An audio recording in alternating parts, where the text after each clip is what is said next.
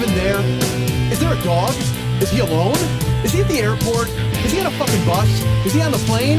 Is there a clicking noise? There's probably a clicking noise. Is this a clip show? I don't know if it's a clip show. It's a fucking show. Just listen, goddammit! Hey, what's happening, Mike Schmidt, 40-year-old boy podcast. That's me singing about podcasts. Singing about this podcast, singing about all podcasts. Maybe that's what I do. Maybe I sit here and I spend the entire show singing about podcasts that I've done, podcasts I will do in the future, the podcasts I'm on now, and the podcasts that will eventually have me as a guest. Because they do exist. They are out there. I mean, I've told you, look, go right now to iTunes and put in my name. You're going to get a billion choices. Not only this show, but I did a Cinematic Defenders I talked about. I did a, what did I just do? Oh, Ted Lied, put up part 2 of our show, Learning to Swear. And then there's, of course, I did Rock Solid. I did all of these podcasts recently, folks, and I have others to come. I can't talk about them just yet until I tape them, of course. But I've been asked to be on podcasts. What is that? What kind of a weird tease is that? Hey, guess what? I've been asked to be on a podcast. I got news for you. I've been asked to be on this week's podcast, and I've graciously accepted. Here I am, talking to you. And apparently not stopping to talk. I'm just going to fill the entire silence with air and breathing and me talking, because as you can tell, I am solo this week. Flying solo, as the Tories said. I'm sitting here with no Lily and no David. Let me put it this. How great would it be if they were here, actually, and they just didn't think I was funny at all? It was just Lily and David just sitting there staring across from me. And I hate to think, well, it's weird to say Lily and David. Lily and Max, I should say, because Lily and David makes me think of Lily and her ex-husband. Because her ex-husband was named David. So whenever I would go see them, we'd go see Lily and David. And so, boy, I'll tell you what, though, that would be a great show. If somehow I had Lily and her ex-husband David sitting across from me, holy fuck. I can tell you there wouldn't be a lot of laughing going on. Lily, you want to hear Lily be on a show where she's not laughing? Go ahead and let me have her ex-husband David sitting next to her. Because again, as I've mentioned, I'm friends with both of them, and that's a weird thing. Whenever there's a relationship where you're with your friends and then it splits up and it breaks up and you're friends with both of them, that's fucking awkward, man. Because, like I said, there's that thing where, like, well, she gets these people, he gets these people, or you have to choose, or, you know, and I'm fucking solo. So, I mean, I'm the guy who's, they didn't have a coin flip. I mean, Lily got me because Lily was helping me with the show, but David and I still hang out. We talk, we go to dinner. And then I see David on TV periodically, and I'm just like, oh, there's David. And I can't even imagine how fucking weird that would be for Lily if she's watching a show and then her ex-husband walks in. God, how weird is it for people to get divorced who are, like, actors and shit? Like, what if Brad Pitt and Angelina Jolie, they actually split up, and then they spent the next 4 years separating the 75 children they've adopted? What the fuck is with them, right? They've basically adopted one of those commercials where you see, like, Pernell Roberts going, hey, see this girl? She drinks rainwater and eats bugs. We gonna fucking take her home? And Brad Pitt went, sure. It's like 2 a.m. He's high at his house. He's like, yeah, of course I'll take them. He calls Angelina, and she's like, oh, I'd love to help you, but I'm in Zaire picking up a brood. So, I mean, that's what they want to do. They want to collect kids. Oh, somebody just walked by the window. Weird. And they looked in and they saw me. I don't know why I'm acting like podcasting is a crime. It just seems strange. Because, I mean, you know, I'm sitting here with a laptop and a microphone, so it's open and it's like I'm talking radio style. But when, you know, because I'm talking to myself, other than, you know, Lily and David sitting there in complete stone silence. But when people look in and they see you talking by yourself, you look like a fucking madman. So I can't even imagine how fucking weird it was when I was sitting in my car talking on my phone and to myself. I feel weird enough when I have my Bluetooth on and I'm talking and people look at me and I'm just like, what the fuck are you looking at, man? But through the magic of Bluetooth, I'm talking to a stranger right now. They're plugged right into my fucking ear and you can't see it, so back the fuck off. No reason for you to stare into my goddamn car and look, hold on, I gotta stop myself right there. Why do I want to fight the person who gives me a weird look? Why do I want to fight the person who's confused at the madman who's ranting by himself in a car? I shouldn't be that angry. I shouldn't be that upset. I should recognize that it's an odd thing, because I see odd things all the time, and I look askance. And if everybody wanted to fight me for looking askance, I'd be in a lot of brawls. Because if I'm not ranting like a madman by myself, I spend my day looking askance. That's what I do. Only because I can't go to Zaire and pick a brood. But yeah, man, like fucking... all those kids, like Brad Pitt and Angelina Jolie, they've got like 155 kids, and they just scooped them up. It's like they're like a whale. Like the two of them just went to a country and opened their mouths, and whatever fucking wound up in there, they took home. Jesus God. But then if they got a divorce, man, first of all, they got to divide up all those kids, which is just ridiculous. I mean, at that point, Because I mean, I don't think Angelina Jolie gets all of them. Brad's got to go, well, no, I want all of the, like, do they just go boys and girls? How do they do that? By sex? All right, Angelina, you get all the boys, and Brad gets all the girls, because that would be what the kids would choose. All the girl kids would be like, we want to go with daddy. And all the boy kids would just be like, we want mommy to breastfeed us some more. You can't breastfeed orphans, can you? That's fucking weird. Do you do that? That's a question. Fuck, I don't even know that. When people adopt babies, do they breastfeed those babies? Because the babies are totally small, but I mean, the people who adopt don't have any milk, right? Is there a way to generate milk? Like, can you take a milk pill? Dude, actually, I don't want to know that. If there's a fucking milk pill, you know somebody's taking it in a porno. There's no fucking way that it's just going for what it's supposed to be for. Anybody who invents something good, it winds up getting fucking skewed for its own terrible fetishistic purposes.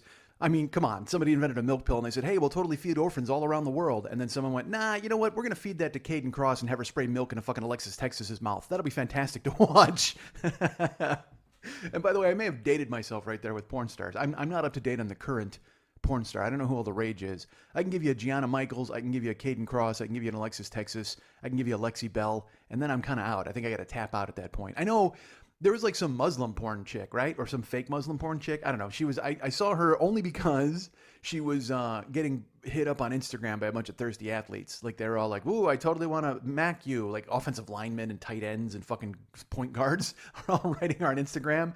And then she started putting all of their stuff in public. I think the kids call it putting them on blast. And I already used the phrase thirsty athlete. That's more of a kid. Look at me with the kid lingo. Look at me, folks. You know what? I'm on the internet. I read that stuff. I know what thirsty means. I know what putting someone on blast means. So apparently there's like some, I didn't know if she's a Muslim porn star, but I guess she's kind of dark complected. And then she started to wear like a hijab in porn. Because people are fucking awful. Like literally, there's nothing people won't jerk off to. And look, I know, trust me, I'm a guy. I've jerked off to some weird shit, okay? And I've jerked off on my own, just with weird shit in my brain. And you know what? Nothing I could find on the internet would be worse than the shit that I could actually think up. I'm like, oh my god, seriously. I mean, who else in their right mind could go ahead and make a Frankenstein out of like a fucking Anne Margaret's body and Pam Anderson's head, and have that tackle me and fucking shackle me to a boat deck?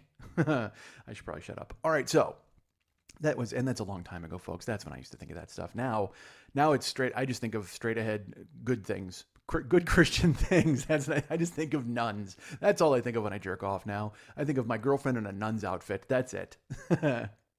Actually, fucking Jill would look hot in a nun's outfit. All right, so boy, that's now that I think, hold on, I'm gonna write that down. I'm really not. But if Brad Pitt and Angelina Jolie get divorced, all right, after they invent let me get back to that before I fucking talk about this.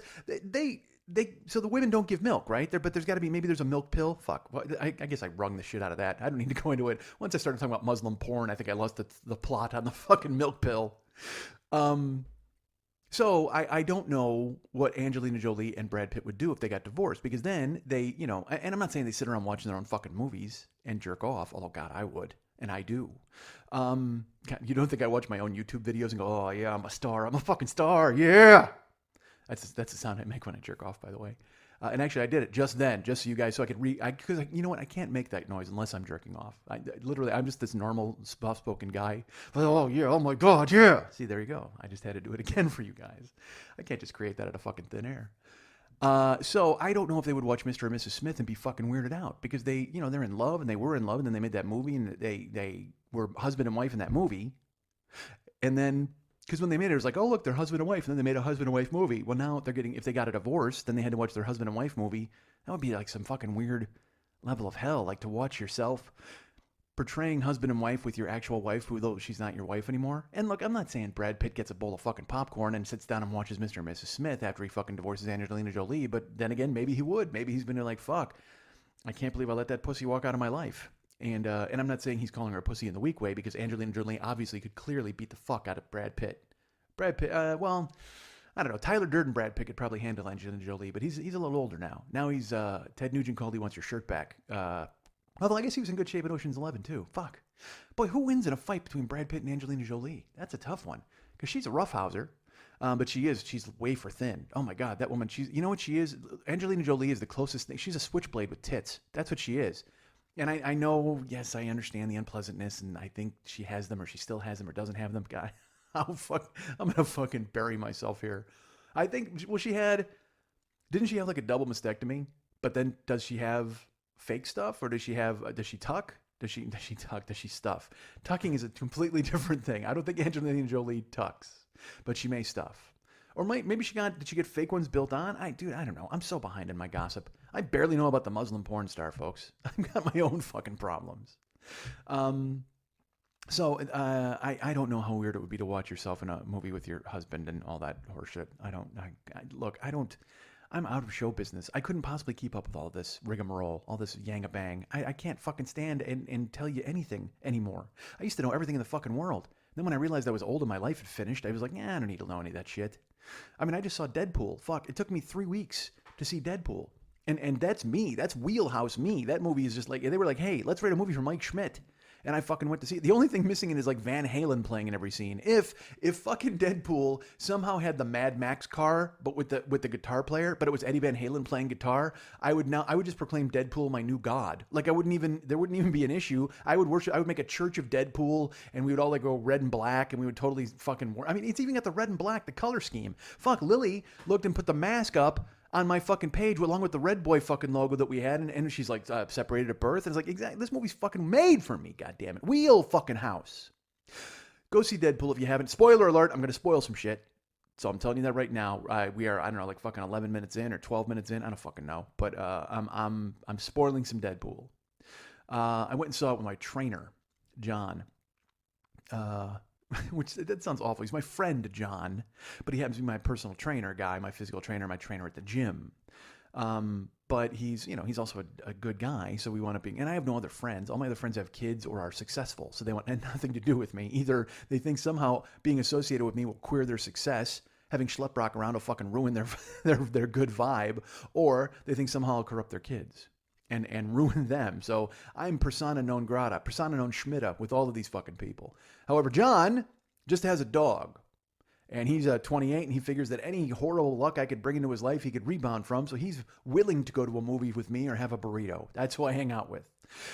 Seriously, that's my life, man. I Uber. I'm in the fucking car. I'm driving, or I'm at the gym, or I'm having a burrito with John. That's it. And that doesn't happen very often. Or I'm at home watching cake fights, cake shows, cake wars.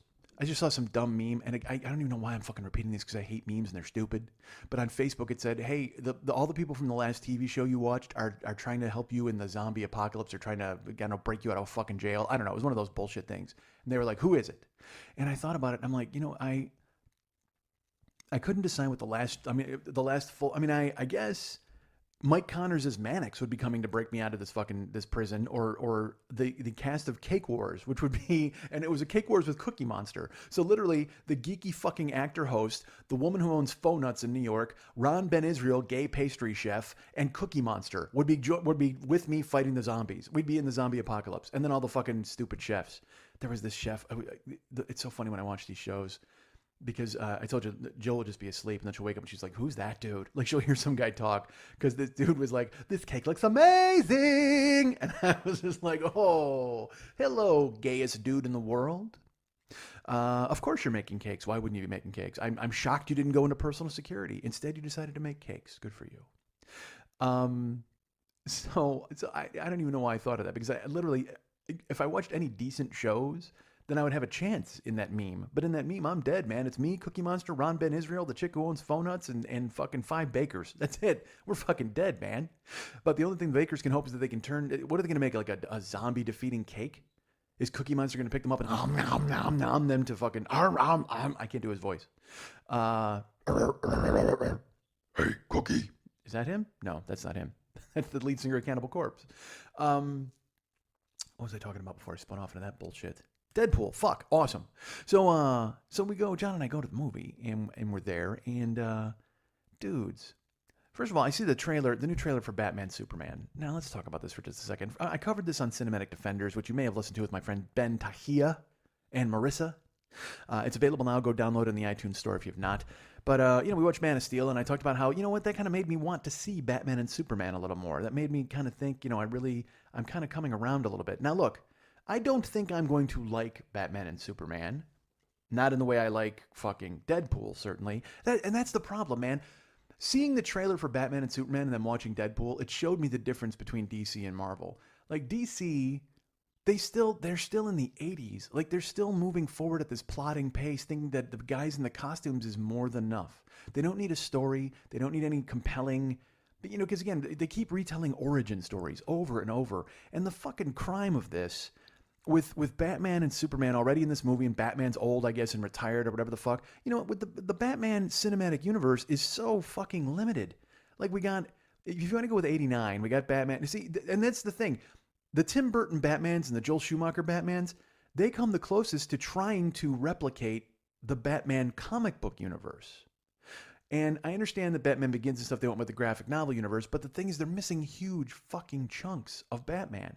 Batman Begins, that rebooted everything, all right? And then he goes to Dark Knight, and the Joker's there and stuff. But then Batman becomes this vigilante, and he disappears for 8 years. The next time we see him, he's got a cane, and Catwoman's knocking him on his ass. And then he's in a prison doing push-ups, and he's got to fight Bane, and then he fucking flies off with a nuclear bomb, and he retires to France. Batman had fucking 3 adventures. That's it. That's all he fucking had. He fought the Scarecrow, he fought the Joker, he fought Bane, and then he said, you know what, the fuck with this. I'm going to go get a croissant. I mean, that's bullshit, dude. There's so many more things, so many interesting. That's why I said the Schumacher Batman. Look, man, they fucked it up. There's nipples on the Batsuit. They went and cast 9 different dudes. But at least they tried to use Two-Face. They tried to use Riddler. They tried to use, and I understand Two-Face is in Dark Knight, but again, he dies. It's like, fuck. You can't be killing people. You can't be doing that shit, man. Listen to me. You can't kill these fake characters. Don't you want 50-year-old me to come to your movie? God, I'm an idiot. Because it gets the fucking young people don't care. Young. I tried to say young and I couldn't get it out. Young people don't fucking care. But that's the difference, So DC makes Batman and Superman. Already Batman has got gray hair, and there's been a Robin we never saw who died. And he's going to fight Superman, and then they're going to team up, and then Wonder Woman's going to show up, and for no reason, Aquaman, I guess, is showing up. I don't fucking know. I just see them leaking images and video. I stopped watching video like 4 months ago because I don't want to know what's in the movie. If I wanted to see the movie fucking 90 seconds at a time, I would wait until some hacker threw it up on fucking YouTube. I want to see the whole fucking movie. Quit revealing shit to me. And I'll tell you that's to me the signal that they don't fucking think they have a property. They don't have any confidence in Batman and Superman. First of all, releasing it in March shows me that they have no confidence in it. I mean, this is a summer tentpole movie, and it's the launch of your DC universe. How the fuck is this not coming out in the summer? You're putting it out March 25th?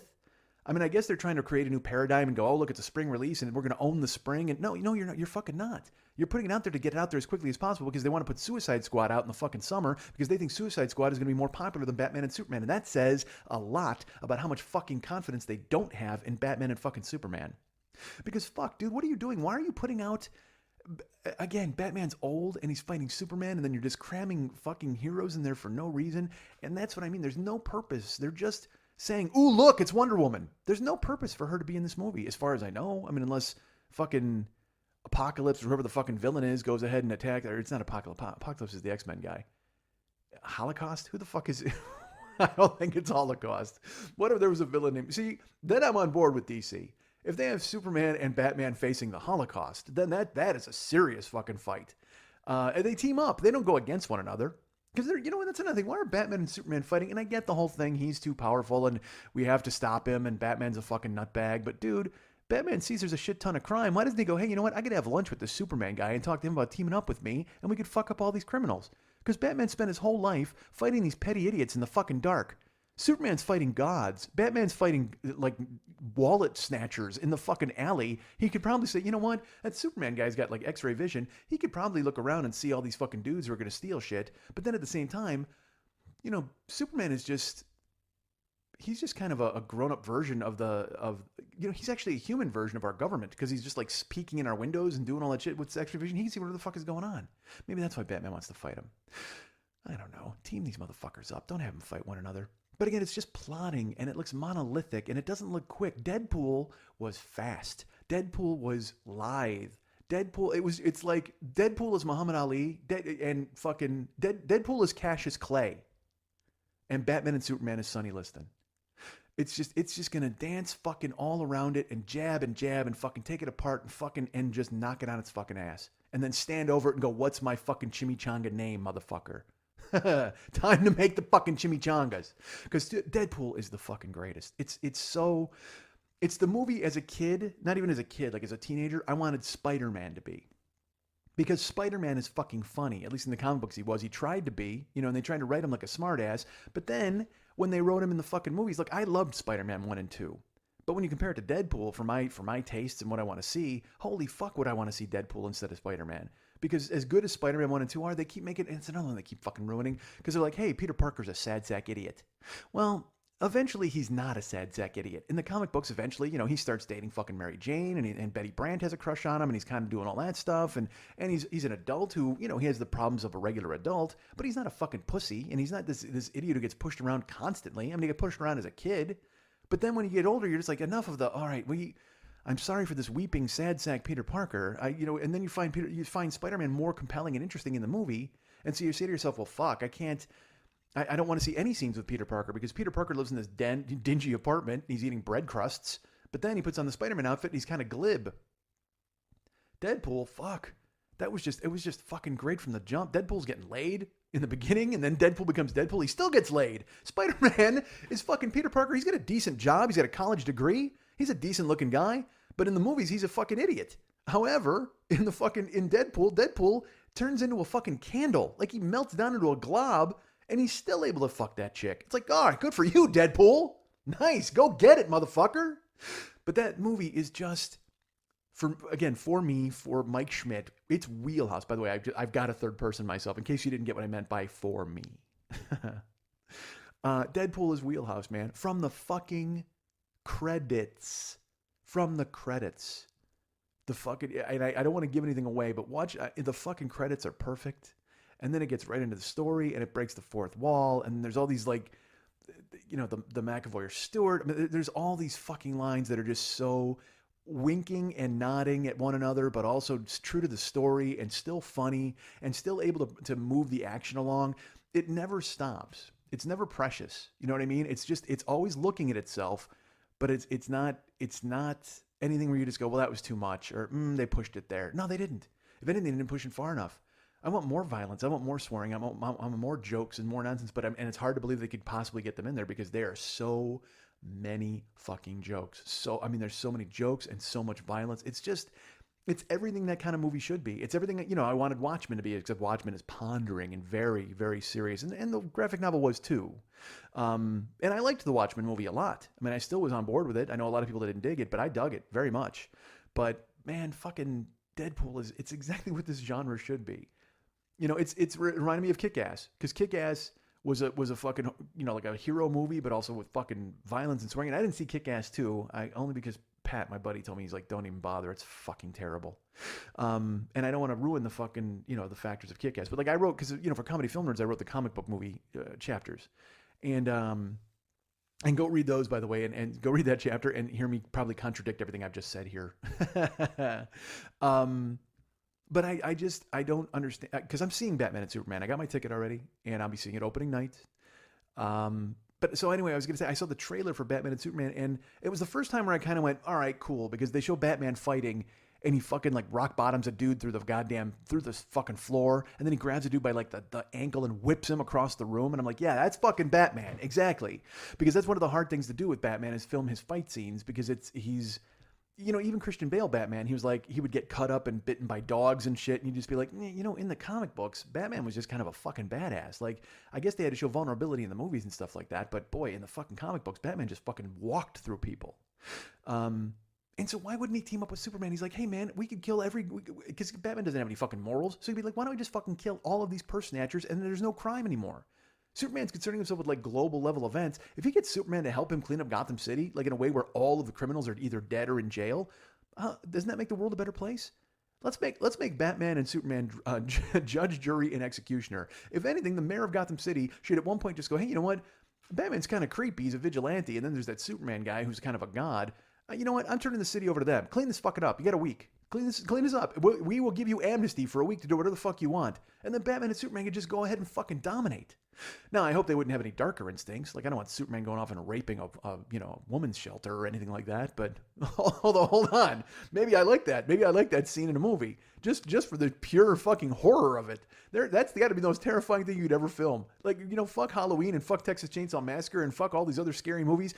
Superman just like knocking on the door of a woman's shelter, and they open up and they're like, "Oh, Superman, he's here to save us." And he's like, "I don't think so." And he's taking the cape off. Oh my God. That's fucking terrifying. Just talking about it. And then just to see, and then when he fucking opens the door and he flies off and you just kind of like peek in, you just see women hiding behind couches and like cowering. Oh, Superman, what are you doing? You're a terrible guy. We can't give him amnesty. I'm with Batman now. We got to take that fucking guy out. He's way too powerful. Fuck Superman. Look what he did. See, we just gave him amnesty and he raped every woman in a woman's shelter. What a fucking jagoff. And the even worse part is we gave him amnesty for a week. He took one part of 1 week to go rape everybody in a women's shelter. So that means that Superman, the entire time, he's been going, "Oh man, I really wish I could rape every woman in a women's shelter," but he couldn't do it. He was like, "Nah, I can't. It's truth, justice, the American way." For some reason, that's not listed in there. Truth, justice, the rape of women in a women's shelter, and the American way. Although, would it come third? Truth, raping women in a women's shelter, justice, and the American way. I don't know. It's it's all syllables and cadence. I don't write. But certainly we give him amnesty for a week, and the first thing the fucking guy does is he goes and he rapes every woman at a woman's shelter. God damn it, Superman! Fucking go at least kill 10 criminals before you go ahead and ruin 10 women's lives. Awful. So I guess the point I'm making is Deadpool is great. All right. And I was happy I got to see Deadpool. I was running around. I had to get I had to get our car fixed. It's so funny. Like I Uber and I Lyft, and I have to because that's my job right now, and I have to make money and bring in the cash. But you don't realize it's so funny. I know I've talked about this on here before. The fucking just the costs of your car and just the costs of putting. I'm driving 225 miles a night. I mean, that's fucking crazy. Sometimes I drove one night. I drove 240. Let's put it this way. I got an oil change. I don't know, 3 weeks ago, and I'm due for another one. I'm literally it was maybe a month or 3 weeks ago, but I'm due for another oil change because he's like, "Hey man, you should, normal oil changes, you can now get them with the modern cars, you can get them every 5,000 miles. He goes, "But I would suggest that you get them every 2,500 miles. And we're there. We're absolutely there within 3 weeks. I hit that mark, which is insanity. I've now had 3 oil changes in this car. I bought this car. We bought this car. You guys all stepped up and we bought this car last August, and then I drove it cross country, and it just became my fucking Uber death vehicle. I told you, it's just the Uber Lyft fucking Travis's Uber queue, and I'm just out there fucking rampaging. But the amount of work I've had to have done on it, I mean, I've had to have, this is since August. So what is that? August. In 7 months, I've had 3 oil changes, and I should have had 4, but I went a little long on one of them. I had to have I had to have brakes put in the car. I think I told you about that. And then as he was looking at the brakes, I checked the brakes and I could hear there was a rumbling in the car. And I told him, I go, "Look, man," and I knew this from the fucking Murano. I go, "The struts are going on this car." I think I talked about this on here. I don't know if I did, but the struts went on the 200 on the Chrysler that we bought. And so I told him, I go, "When you're in there, when you're doing the brakes, just look around for anything else." I go, "But I get a feeling the struts are going too, and you got to," and sure enough, I'm sitting at a fucking coffee house. I get a phone call. He's like, "Hello, Mike," because I told you, Crocodile Dundee fixes my car. Dave, Mike, we took a look, and you're right. It's definitely the struts. We're going to have to take a look at those. I don't know if I'm doing a Liverpudlian. I don't know where Dave's from in my accent. Moi.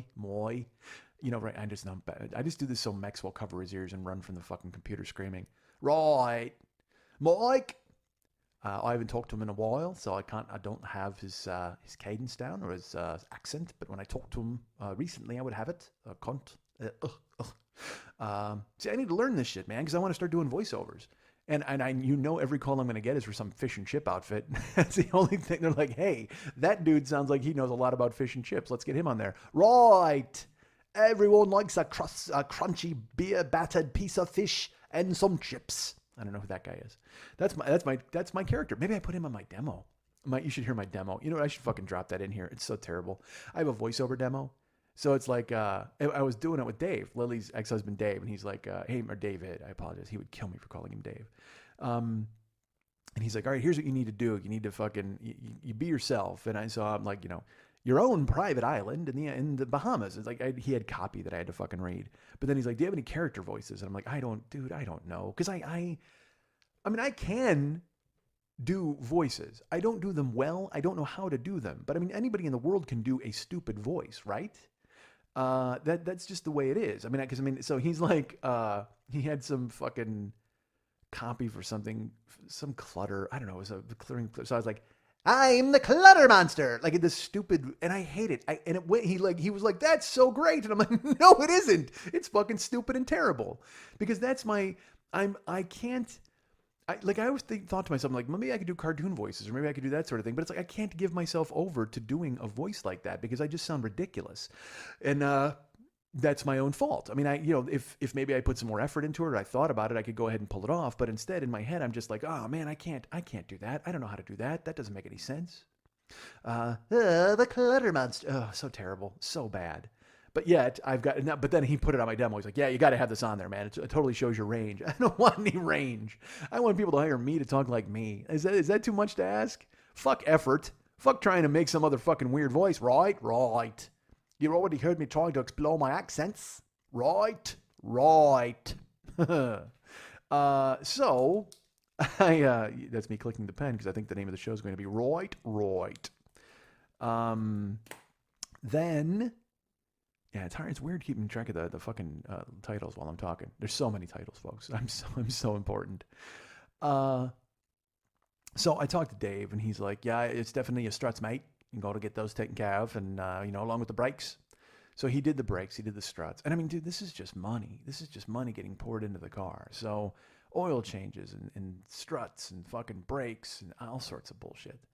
So I had to go in there. I don't know. A month ago. This is the one from 3 weeks ago, the oil change.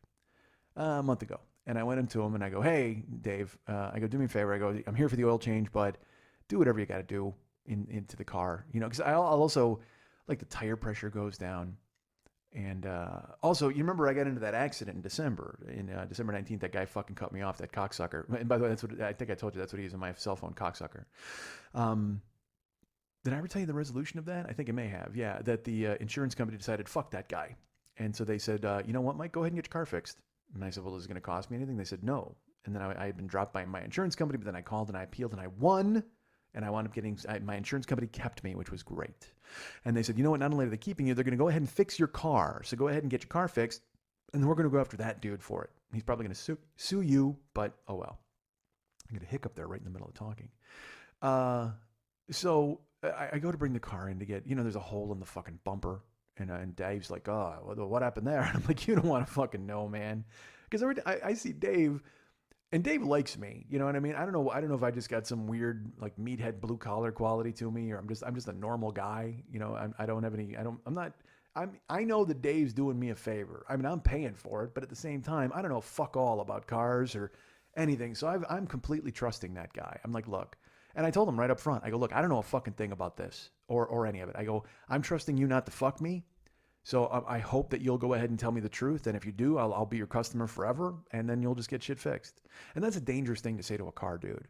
Because then the car dude is like, hey, oh my gosh, it turns out you got a Galumpfer in your Galumpfkopf. And you're like, what? And I'm like, oh my God, a Galumpfer. He's like, well, we got to send out to India for that. So you're going to be here for about 4 days, and it's going to cost you $4,000. Because car guys, that's what they fucking do. They prey on dudes like me who don't know a fucking thing about cars. Jill went in for an oil change, and then she was there for 2 hours, and she wrote me, she's like, this is fucking stupid. And I'm like, fuck, if I was there, I'd be killing people, man. Because no oil change would take 2 fucking hours. That's just them pushing you aside. Or actually, I personally think it's every guy in the dealership who wants to walk by and say hi to her and shake her hand. But that's just me, my special kind of weirdness.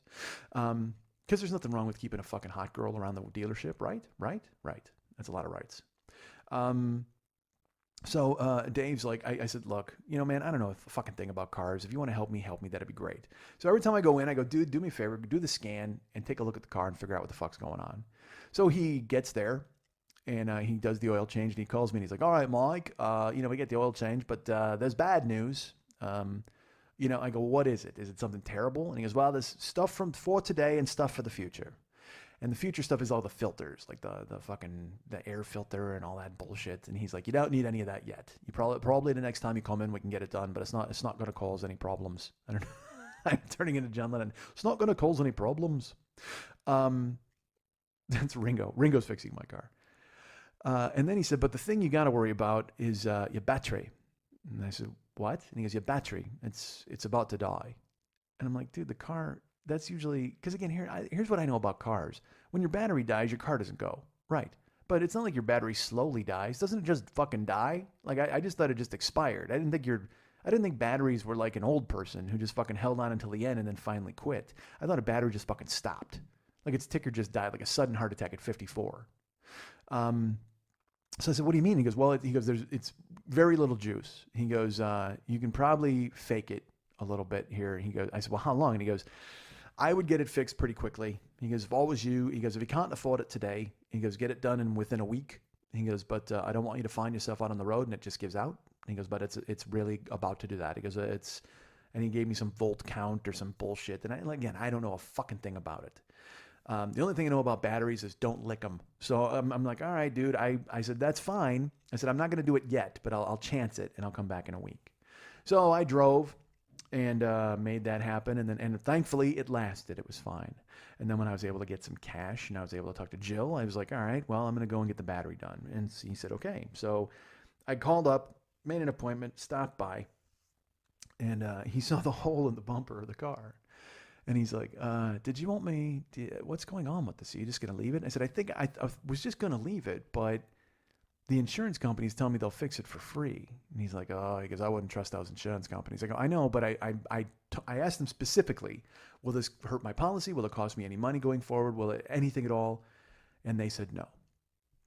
So he said, all right, if you want to trust them, go ahead. He goes, you want me to take a look at it? He goes, I can figure out what it is to get the parts. And I said, nah, I'm good. I'll let them deal with it if I'm going to deal with it. Because again, it was just a fucking, a square. It was just a fucking punched out hole in the bumper because this motherfucker stopped in front of me, that dick. All right, so he goes in and he fixes the battery, and that takes, fucking hour and a half. And he goes through and he goes, you want the filters done? I go, nah, if it's not imperative. I go, just fix anything imperative that gets me back on the road. Because again, then I'm leaving him and I'm going to drive for 10 hours. I'm going to drive for 11 hours. And whether I'm Ubering or Lyfting. And by the way, if you want to be an Uber or Lyft driver, I've got a code for you. Listen at the end of the show. So I wanted to make sure the car was running and in the shape it was supposed to be in. So I said, look, do I need the filters? He's like, no, you don't need those. Has this guy ever had the same voice twice in my show? So I said, great, shook his hand. Because Dave's the fucking best. And if you're in LA and you want to take your car somewhere, call me and ask me, or write me and ask me on fucking Facebook or something. I'll give you his name and I'll tell you where to go because he's the fucking greatest. Could not be cooler or nicer, and has taken good care of me the whole fucking time. So I split. I go out driving. I do the thing I got to do, take care of that. And I call up my insurance company. And I told you this woman, Caitlin, was my adjuster, and she was super great. Like, she jumped in with both fucking feet once she got my statement. She got the witness's statement. She's like, we're taking this guy out, man. We're going to go ahead and we're going to fix your car. We're going to charge him for it. Go ahead and do that and fix your car. And I wasn't sure I was going to do it. So I waited about a week, and then I talked to Jill about it. I said, honey, they want to fix my car. And she asked the same questions to me. Is it going to cost you anything? What are they going to do? I said, they tell me it's not going to cost anything. And they'll give me a rental car the whole time that it's in the shop. So I won't have to worry about it. I can't work, obviously, because I can't drive for Uber or Lyft with a rental car. But that won't be that big a deal. I'll take a couple days off, which is fucking fine with me because it just means I'm not, sitting down. And I can actually stand up for 2 days and not and let the blood run through my fucking legs again. And she said, well, what do you want to do? I said, I think I want to do it, but I'm not sure. I mean, it's not that big a hole. And she said, honey, if they're going to pay for it, why don't you just do it? Go drop it off, take a day or two and let them fucking fix it. She didn't say let them fucking fix it, but she said, let them fix it. It's a good plan. I said, all right, baby, that makes sense. So I called Caitlin and she told me where to go. I called the body shop. I went into them twice. They had to look at it and say, hey, you've got to bring it back. We can't see it yet. We can't take it today. It took it took about a week and a half for me to get it in there. So last Monday, I finally went in the morning and I said, hey, how long is this going to take? Because this is the thing. I did not want to be off the road too long because I still got to make money, man. So they're like, oh, it'll take 2 days. The guy who was handling my claim was Caesar, and I won't do his accent because I know Max will really kill me. But Caesar's like, yeah, man, just bring it in and it'll take, bring it in today, Monday by 11:30, and hopefully you'll have it Wednesday morning. We should be done by then. Because I had to bring it, because I had to see him twice. I had to go see Caesar. He had to take photos. He had to evaluate it. And then he had to give me a date. And he had to call him, whatever the fuck, all that shit. So I bring, you know how it is with car people. Like, nobody just fucking fixes it. No, you can't bring it in, except Dave. You know who does? Just fucking Dave. Dave's the only one who fixes things on time. But everybody else is like, fuck, man, I don't know. That could take a month. What do you mean it could take a month? Yeah, you know, we got to send out for a part from Ecuador. I'm sorry, we're busy getting your seats built by a brood in Zaire. So once they take care of it, then we'll send it out here and we'll fix your car. Fuck. So I called the dudes, and I should have called all you guys because this is technically our car. You know what I mean? So I apologize. I figured you would go along with me and Jill. So I said, I'm going to get it fixed. So the guy says it's out till Wednesday morning. I bring it in Monday, and I have a rental car through Enterprise Rent-A-Car. I don't know if you heard this. They pick you up. So the place I had to go to was on one boulevard, and the rental car place is about fucking 4 miles away on the other side of town. So I dropped my car off. I talked to Caesar, and then I talked to the secretary, and I said, hey, I'm supposed to get a rental car from Enterprise. Is there a way, because I have to call them to come and pick me up. And she said, well, it's right down the street. I said, no, it's on Lancashire Boulevard. She said, no, there's one like 3 doors down here. And we work with them all the time. People drop their car off, and then they go and pick up a rental there. And I was like, fucking unbelievable victory. I want, if there was no football, if there was, I would have spiked it and done a crazy dance. As it was, I just did a crazy dance. And she was very horrified. But she said, yeah, it's just a few doors down. Go ahead and talk to them. You know, you're already set up through your insurance company. We got it here. They've got it there. So it shouldn't be a problem. And I said, well, Caesar said the car will be done Wednesday morning. She goes, great. Just keep calling or we'll call you and everything will be fine. I said, fantastic. I'm going to go get my rental car. I walked down the street to Enterprise. And Enterprise, here's the thing. Rental car companies, they portray this air of fanciness because they're renting you gigantic $25,000 pieces of merchandise. But when you get in there, you know, it's always 4 dudes with like gravy stains on their shirts and they're smoking. You know, it's just fucking awful. Jill and I rented a car in where the fuck were we? Phoenix? No, where was the last joint we went to? Florida. We were in Florida. We walk in. There's a dude who essentially is wiping his nose with his tie. Like he's just this. He's like a Red Skelton character. I'm like, what the fuck is with this dude? And he had a 70s porn mustache. He's only 24, but he's got like a 70s porn mustache. His hair is thinning. He was a fucking hype. I guarantee it. He's just scratching his fucking arm and waiting for his next fix.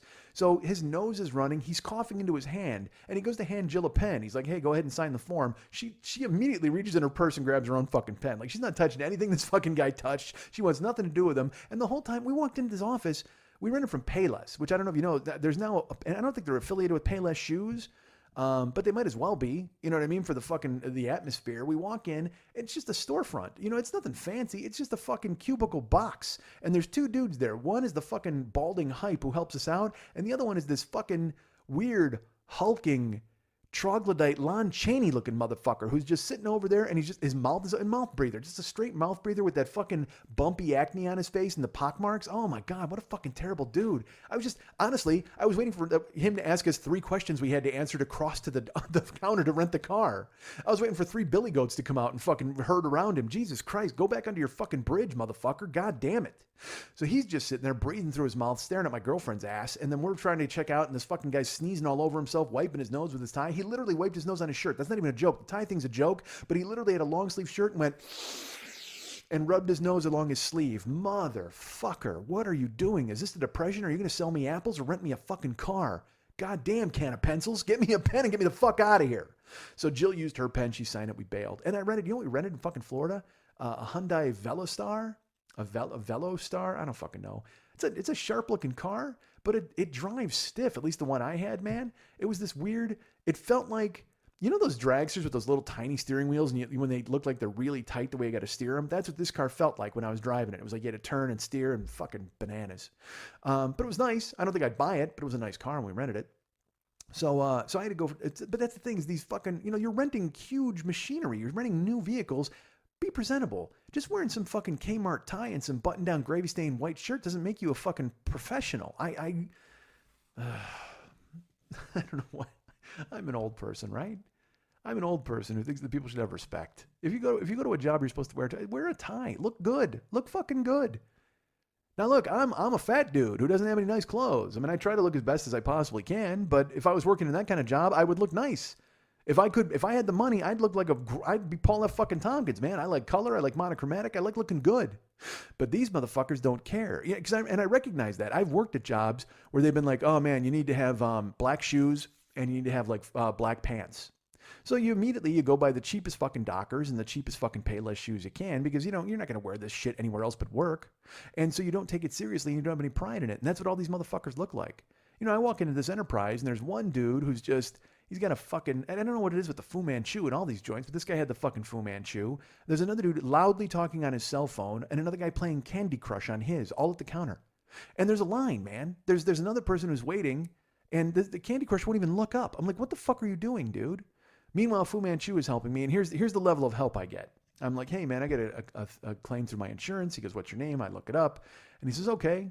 He goes, so it looks like your limit is $30 a day. So, we can pick any car out. We've got plenty of cars out there. I said, listen, I don't care about size. I don't care about shape. I don't care about anything. The only thing I really would like, you can give me the ugliest car on the lot. I said, but the thing is, I kind of need satellite radio. He goes, oh, okay. I said, yeah. I don't care if it's a tiny economy car or whatever. It's just, I don't like regular radio commercials, and I'm in the car a lot. So satellite radio would be great. He goes, oh, okay, yeah, we've got that for $5.99 a day. I said, no, is there any way I can just get it? I mean, like I said, give me a cheaper car and just throw it in. And he goes, oh, no, we can't do that. It's $5.99 a day. You want it? And look, I recognize some people aren't deputized to make the move and give you them, but I've been to so many of these joints, and it all depends on the mood of the fucking person behind the counter. Now, if they heard me ranting about them and calling them a fucking pockmarked troll, probably they would want to give me a deal. But a lot of different places, and Jill's been with me, you'll go up and you go, hey, look, what can you do for me here? And I mean, I've gotten fucking mid-size cars for the price of an economy car because they'll go, hey, for $2 more a day, we can put you in this. Or, we can do this, we can do that. Because they're all working, they're dealing. That's the whole point. They're hustling. They're trying to make some money either for them or for the company. And I've had satellite radio just thrown in. They've gone, yeah, because it doesn't, but what does that cost you, motherfucker? $5.99 a day. I got news for you. I got satellite radio. It cost me $12 a month. A fucking month. So you're going to charge me, what, $180 a month for fucking satellite radio to flip a fucking switch to give me the right fucking car? And again, maybe I'm wrong here, but it just seems like such a fucking rape job, man. I mean, it's just there, because they're cutting corners and making as much money as they fucking possibly can. But dude, $5.99 a day, that's just, I mean, even if you said $2 a day, maybe I think about it. $6 a day, fuck you. So I just went, nah, never mind, dude. And he walks me outside and he's like, all right, well, we've got, you can take this Altima, you can take this Malibu. And because I'm an old person, I took the Malibu because I owned an Altima and I know what they're like to drive, but I wanted to drive the Malibu. So I drove that for a couple of days. I had it for Monday and then I had it for Tuesday. And, I took those days off. I was working, whatever. And then working on stuff. You know me, very busy. So then Wednesday comes along and I call Caesar in the morning and I said, hey, man, I wanted to come pick my car up because, again, I've got to make some fucking money because I'm supposed to be, I have a schedule in March and I'm out of town for a couple of weeks. I'm flying to Jill. And so I'm going there and that's that.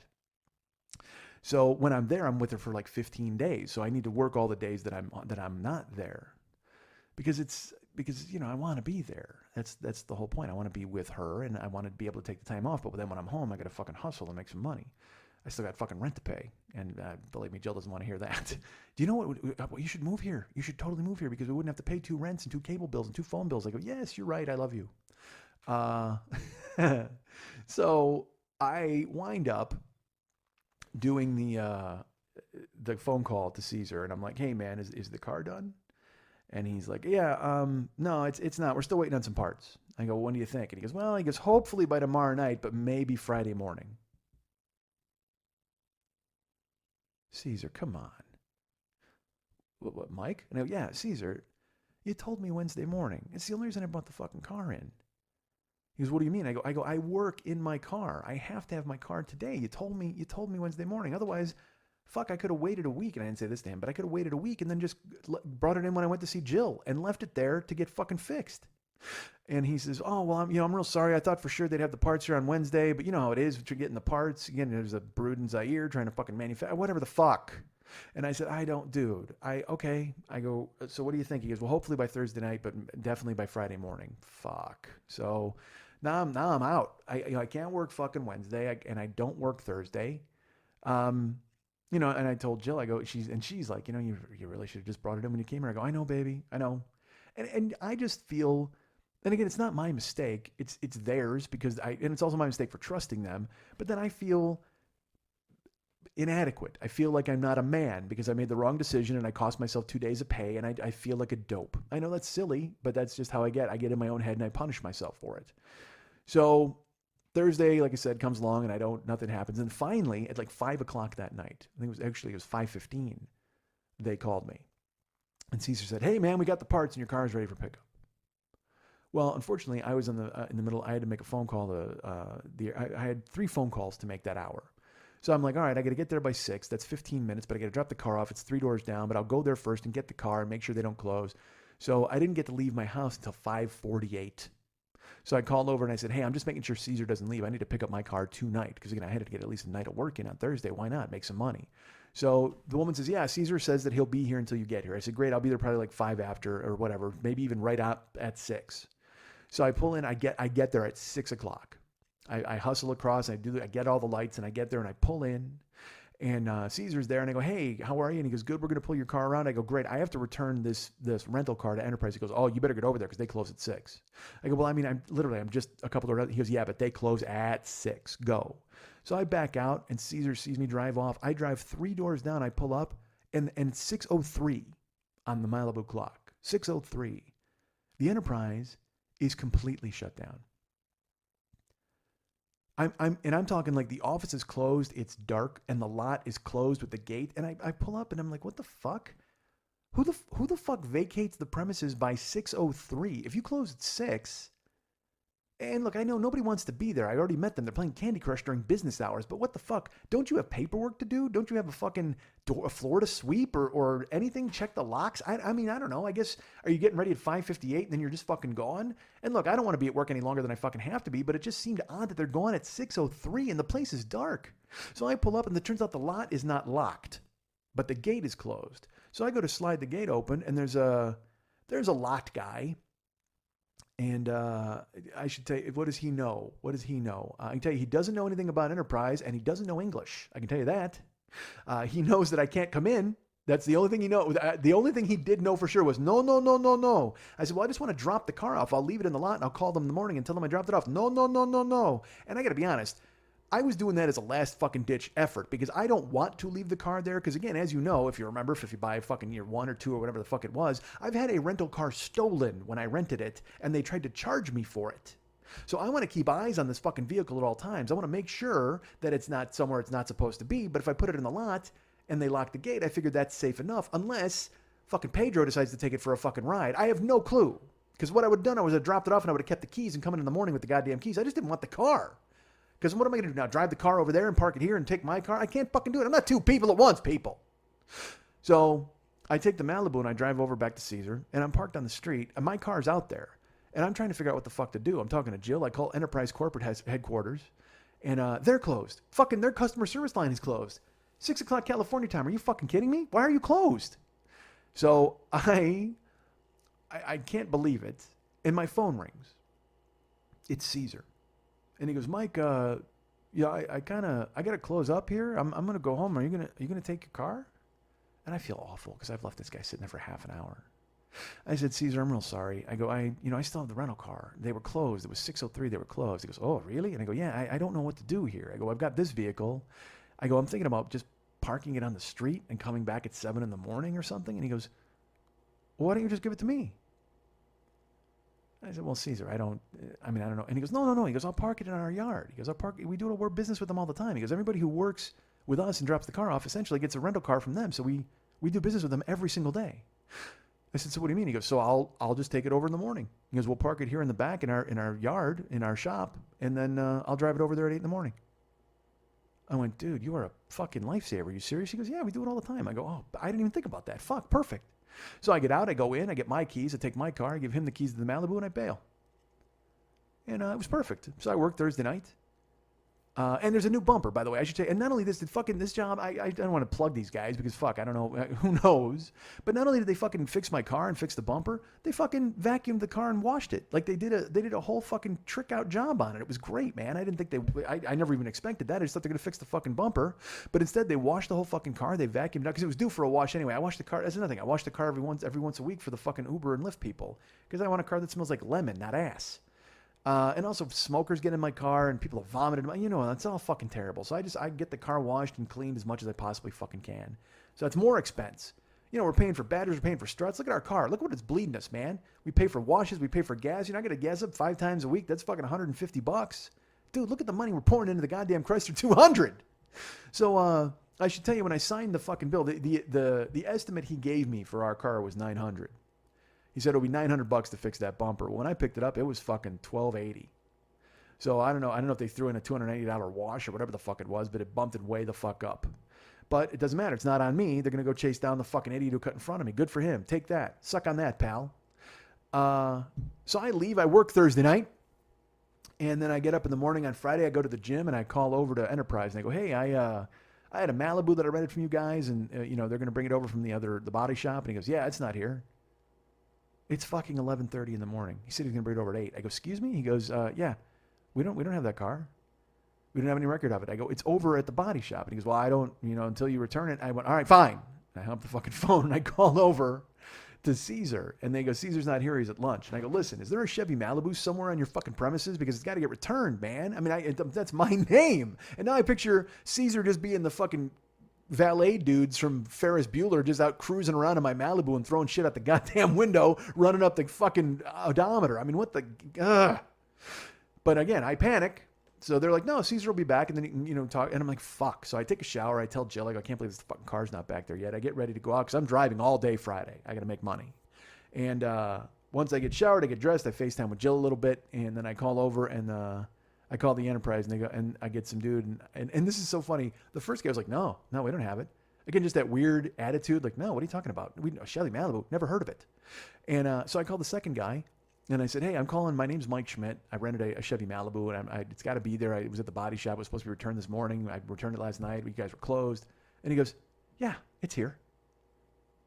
And I go, what do you mean? And he goes, yeah, it's here. It's fine. We got it. Basically telling me, hey, fuck you, dummy. You should calm down. But the first guy was like, no, we don't have it. What the fuck's your problem?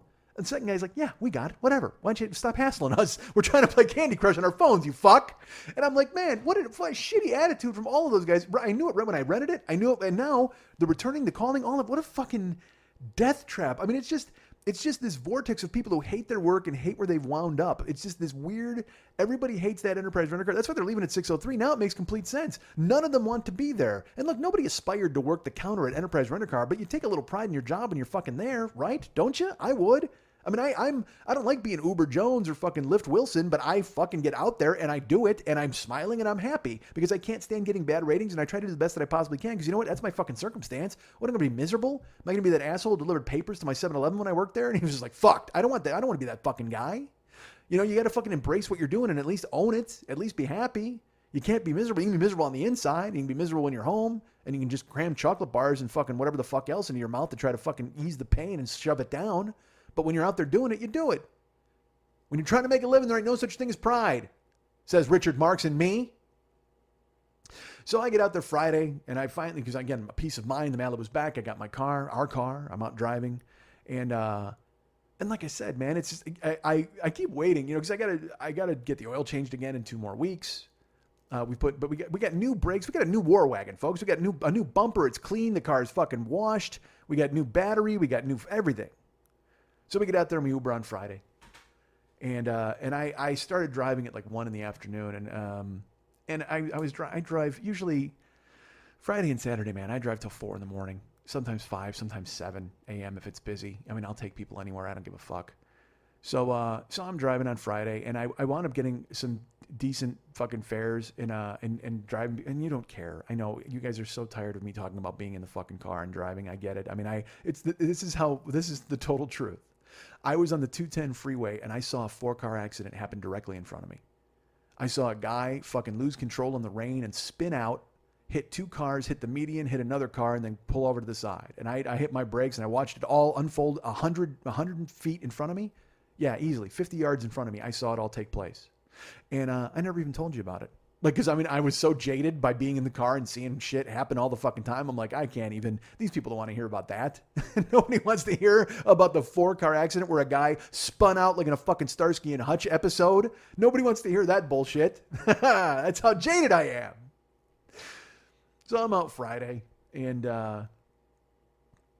like I said, I'm just driving as much as I can because I'm flying to Jill the next week. I'm flying on Wednesday, and I'm out there, and I surf it, man. I go wherever the fucking place takes me. I wind up driving here or there. I get to Pasadena. I wind up in fucking Glendale. I wind up in Long Beach. I wind up wherever, and I just pick people up and I keep driving because I am fucking Travis Ubrick, and I don't give a fuck. Get in my car, I'll smile, we'll play the music, we'll do the heat, I'll give you the speech, and then we'll drive, and I'll drop you off, and then I'll go pick somebody else up, and I'll drive, and I'll drop them off, and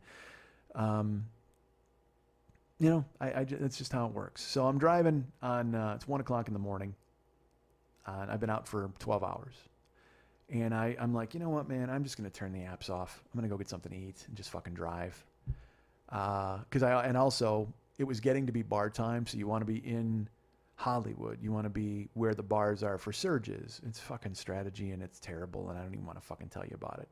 So I'm all the way up and down. I'm up in downtown. I'm in downtown, and I'm like, fuck this. I got to drive. It's about 8 miles. I got to get to Hollywood. So I decide I don't want to take the freeway. I want to take Beverly because I want to look for a place to eat. I want to grab some tacos or something because I was going to go to Hollywood and go to the taco place, but I'm like, man, by the time I get to Hollywood, it'll be time to take people, so fuck it. So I'm driving on Beverly, and I'm figuring out where I'm going to go, what I'm going to do. And I come to Beverly and Union, and I mean, like I said, I'm just driving because that's what you do. You're just rolling, and you don't really think. And I know because I know exactly where I'm going. I'm looking for places to eat, and I'm driving, and I'm on Beverly and Union, and it's 10 after 1 in the evening. And again, we've got brand new bumper, we've got brand new battery, we're fine. And out of nowhere, I see a flash of white.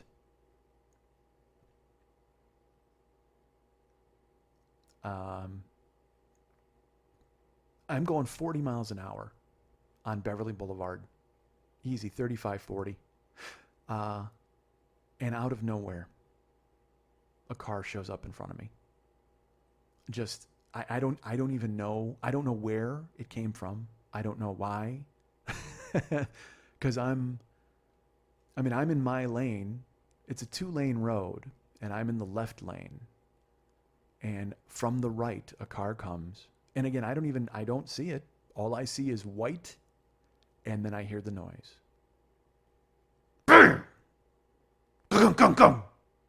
And that's me hitting them, and my airbags going off and hitting me in the face, and the windshield smashing.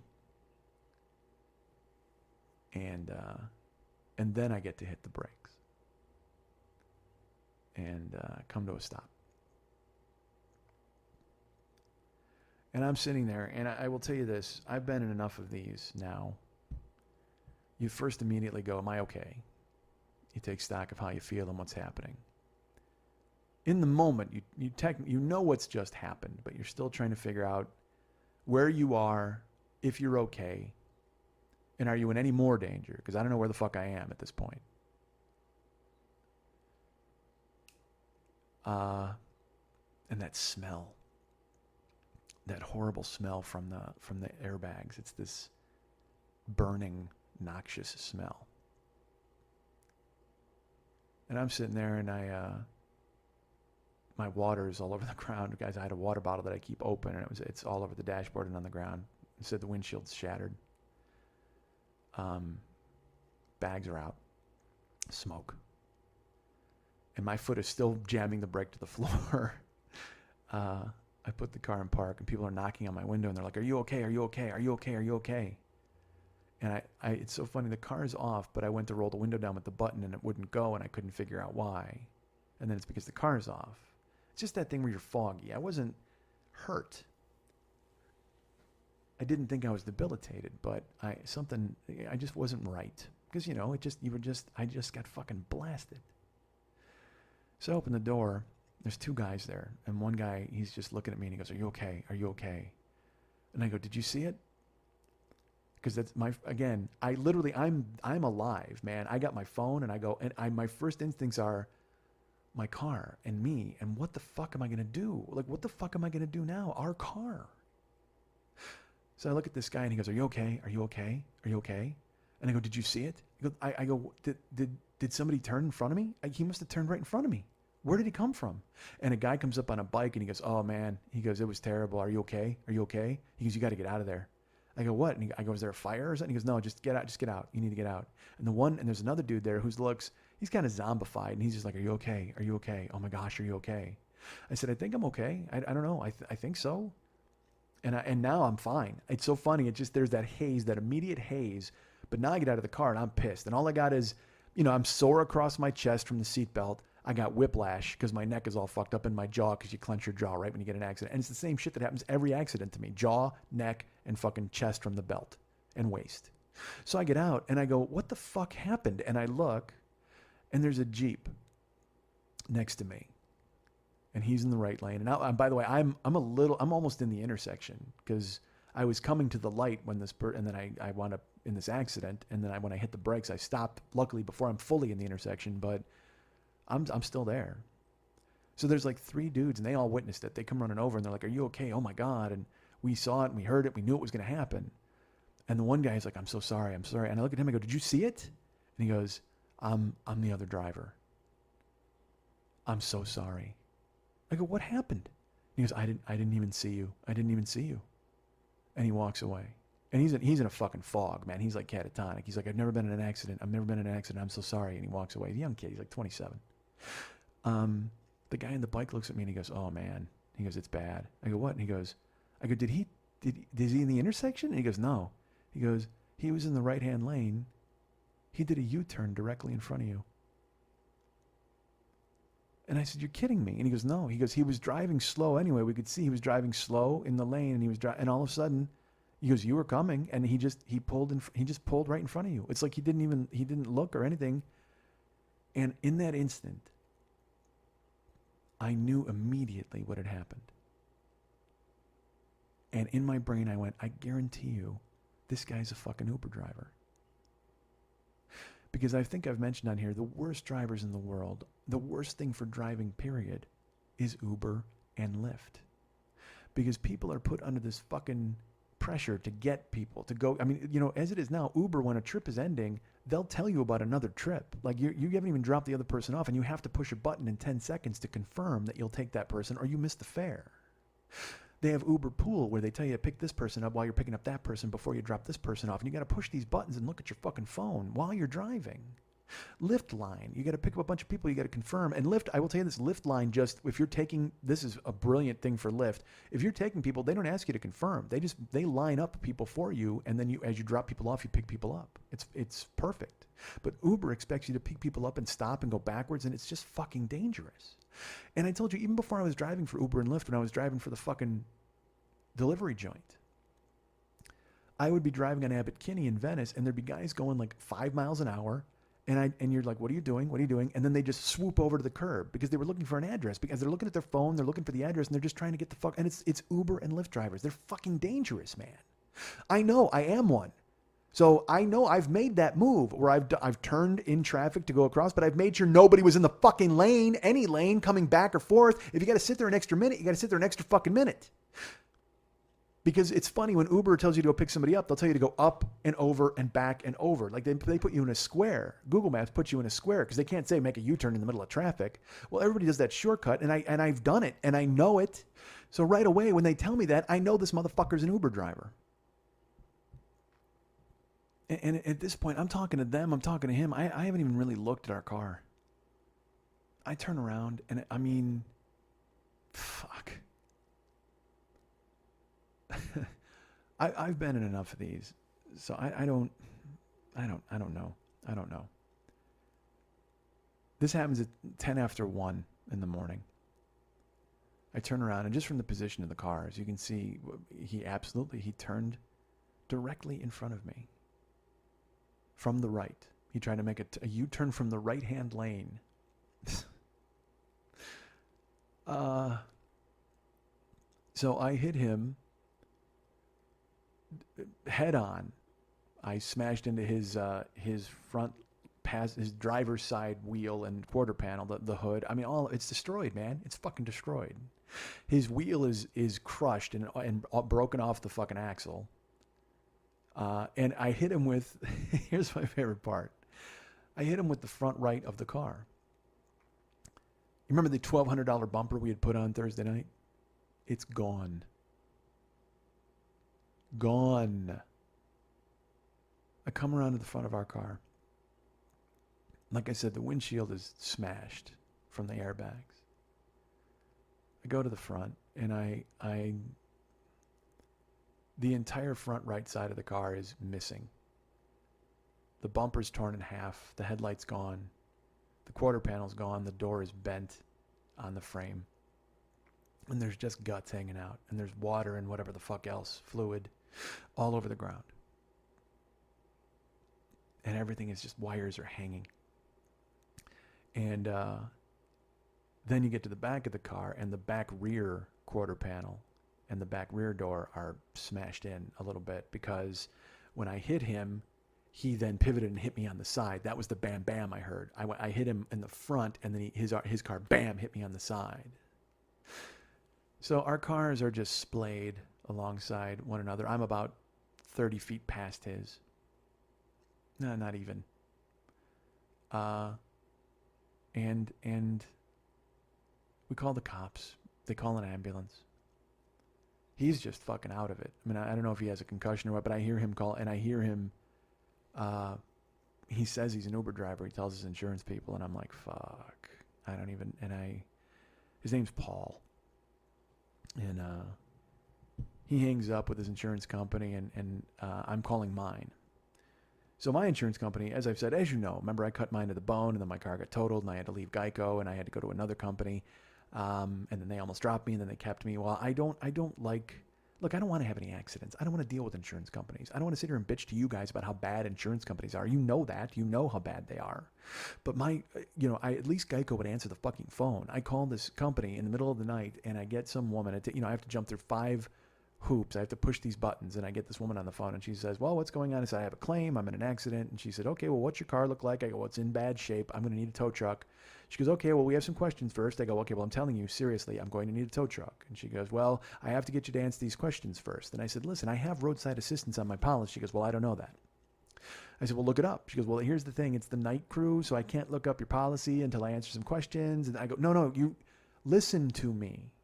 Motherfucker, I'm talking. I said, I absolutely have roadside assistance. I would not lie to you. Please generate a tow truck. It's 1:30 in the morning. I'm sitting here by the smoking husk of my fucking car. Cops are coming. They're telling me to move it out of the street. She says, well, I understand that, but I need you to answer some questions. And I went, then hurry up, please. What color is your car?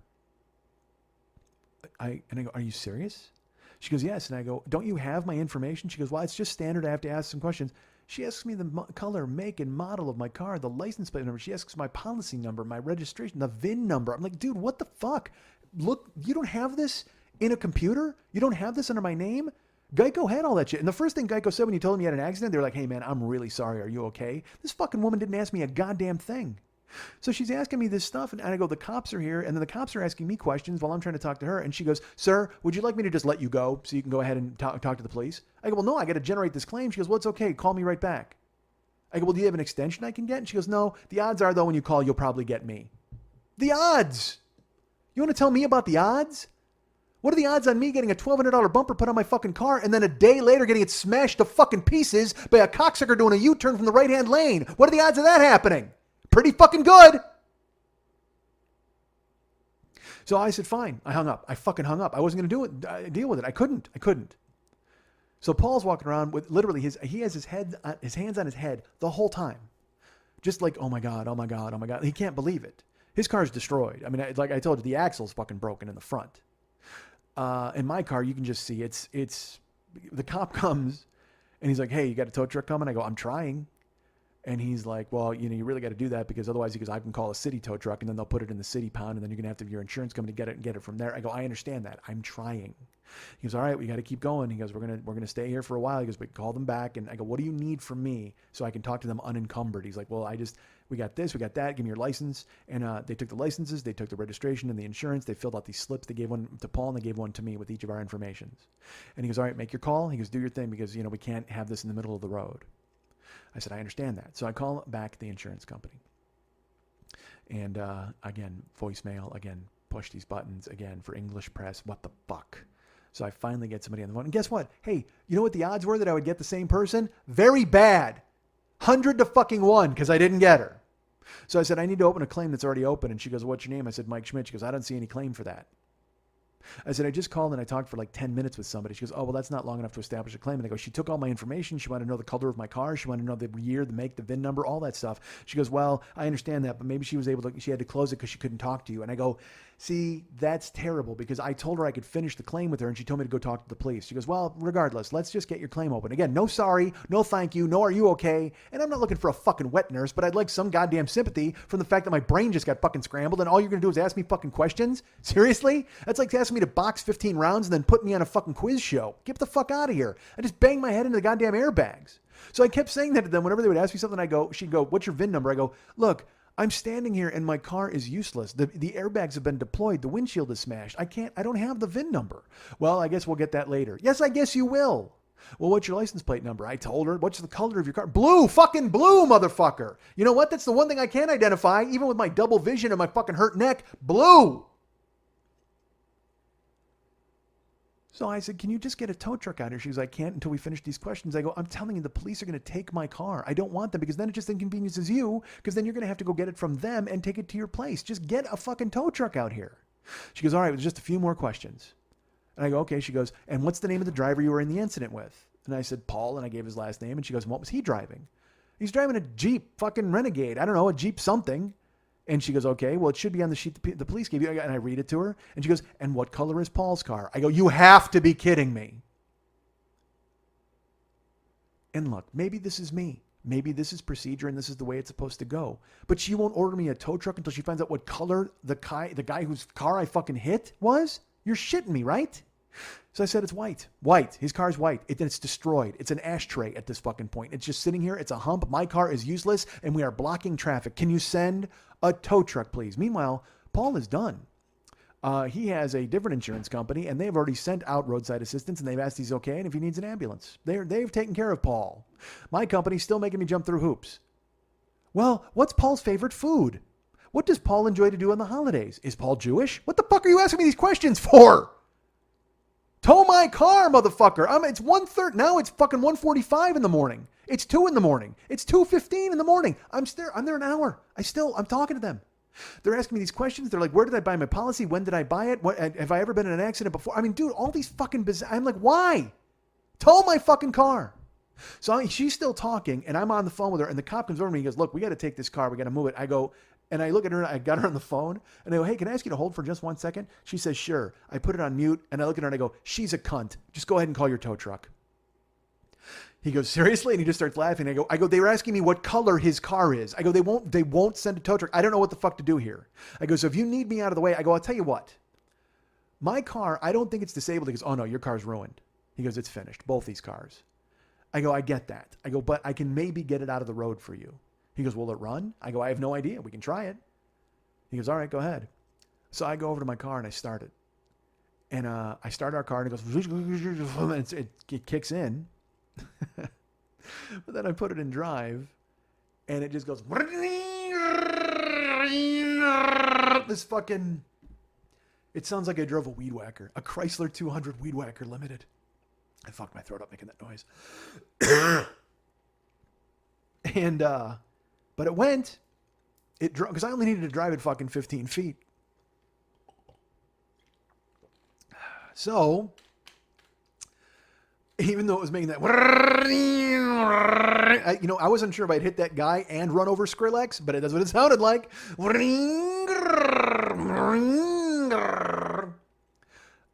I pulled around onto Union off Beverly. I parked the car, and I'm in a red zone. I think I'm safe because they can see my car is a fucking heap. I get out, and he goes, okay. He goes, that's fine. And I go back on the phone with her, and I said, hey, I went and I had to move the car to the road barely. I said, and she goes, okay, well, let's get you a tow truck lined up. And I'm like, fucking finally. I ask her to hold again. I go to the cop. I go, finally, she sent in a fucking tow truck. He goes, all right, you're out of the road. That's fine. Meanwhile, the tow truck shows up for Paul. They're just ordering mine, by the way. Tow truck shows up to tow Paul's car. And he and I are talking. I guess Paul's an actor. And he's very, I don't know what he does. But he and the cop are talking about stuntmen and acting and movies and Black Hawk Down. I'm like, literally, and I'm like, why, Paul, He was walking around and with staring that 50-yard stare with me. He looked like he lived through Black Hawk Down. I mean, I don't know why you're getting any information out of him, but he's real talkative with them, but with me, he looks comatose. Except for coming up to me and periodically apologizing, saying he was sorry, and saying it was his fault. He kept saying it. So I asked the cops, I go, hey, you going to give him a ticket? And they go, nah, there's no tickets. I go, dude, he did a U-turn from the right-hand lane directly in front of me. There's 3 witnesses. He goes, yeah, that's what the insurance companies are for. He goes, unless we witness the accident or there's injuries, we can't go ahead and give any tickets. I mean, that just sounds, A, like you're passing up making money, and B, like you just don't fucking care. Like, and here's the thing. It's not like they came there and they were only there 5 minutes and then they left because they had to take care of more better crimes. They were hung out the whole time. They were there with us for an hour and 15 minutes, 4 cops. They weren't doing anything but talking. They were talking to Paul about movies and then talking to themselves and laughing with me about the cunt on the phone. And I just, in my head, I'm like, write him a fucking ticket. Why wouldn't you? Because again, there's one witness, I don't want to say his name, but he's a guy on a bike. And I go, hey man, you saw it. He goes, oh, I saw everything. And I go, can I get your name and phone number? And he goes, I don't know if I want to do that. I go, dude, it's going to help me with the insurance and I'm not giving it to anybody else. And he's like, all right. He gives me his name and he gives me the phone number and he goes, that's a voicemail only number. I go, pardon me? He goes, it's a pager. He goes, you call it and I'll call back. I went, oh, great. I hit this other car so hard, I landed in 1993. Good fucking Lord. A pager. You got to be fucking joking. Well, so that's my witness. So good for him. So I said, all right, fine. And there were 2 other guys and they gave their names and phone numbers and to the cops, but not to me, which was weird. The cops said they had it all. And I said, are you going to give them a ticket? And they said, no. I said, the witnesses saw it. They said, we're sorry, we can't unless we see it. I went, fuck. So the tow truck comes and it puts Paul's car on the thing. And, yeah, I even told the cops, I go, he keeps saying he's at fault. He keeps saying he's at sorry. They go, yeah, that's why insurance companies exist. They'll hash it out. They'll take care of it, fellas. Fuck. Passing the fucking buck. And again, he was clearly at fault, and I have witnesses that said so. But you never know. It's like UFC. You don't leave it in the hands of the judges. You don't leave it in the hands of the insurance companies because they'll litigate. They'll find some flaw. They'll be like, hey, well, let me ask you a question. Were you listening to satellite radio at the time of the accident? Yes. Were you possibly distracted by the endless entertainment that was involved in the 200 channels? Perhaps it's your fault. Fuck. So the tow truck comes for Paul. And the guy asks me, he goes, hey, and I should tell you this too, by the way, right when the accident happened, I'm sitting there, I'm all scrambled, we get out, the cops come, and the fucking Wildcat tow guys show up, the rogue guys. I told you I got pinched. One of those got me before when I was in an accident, and he took our car, and Karen and I were in an accident, and she was hurt. She had to go to the hospital, and so I'm putting her in an ambulance. This dude's like, I'm here to tow the car, and I said, great. I thought he was sent from the insurance company. I had no fucking idea. And it turned out he took it to another thing, and it cost $400 to get it out. I mean, it's fucking ghouls. And 3 different ghouls pulled up while we were waiting. So finally, Paul gets his insurance company to show up. They take his fucking car. He's just standing on the corner, and he calls an Uber to get home. And I go up to him, and I talk to him. I said, what happened? He goes, I didn't even see you. He goes, I went to make a turn, to turn around. I go, I'm familiar with that turn. I know what you were doing. And he goes, yeah. He goes, I'm an Uber driver. And I go, I know exactly what you were doing. I go, are you using your insurance or Uber's insurance? He goes, oh, I'm using my insurance. Yeah, no, absolutely. I said, good. I think it's a good plan. I walk away. He calls his Uber. They come to pick him up. Car pulls up and he goes, Mike. He waves at me. I walk up to him. And I put my hand out to shake his. And he shakes my hand. And I squeeze it hard. Like as hard as I kind of can. And I go, Paul, don't fuck me on this. He goes, I won't. He goes, I'm so sorry. I've never had anything like this happen. I said, I have. That's why I'm telling you. Don't fuck me on this. He says, I won't. Shook his hand, he got in his car.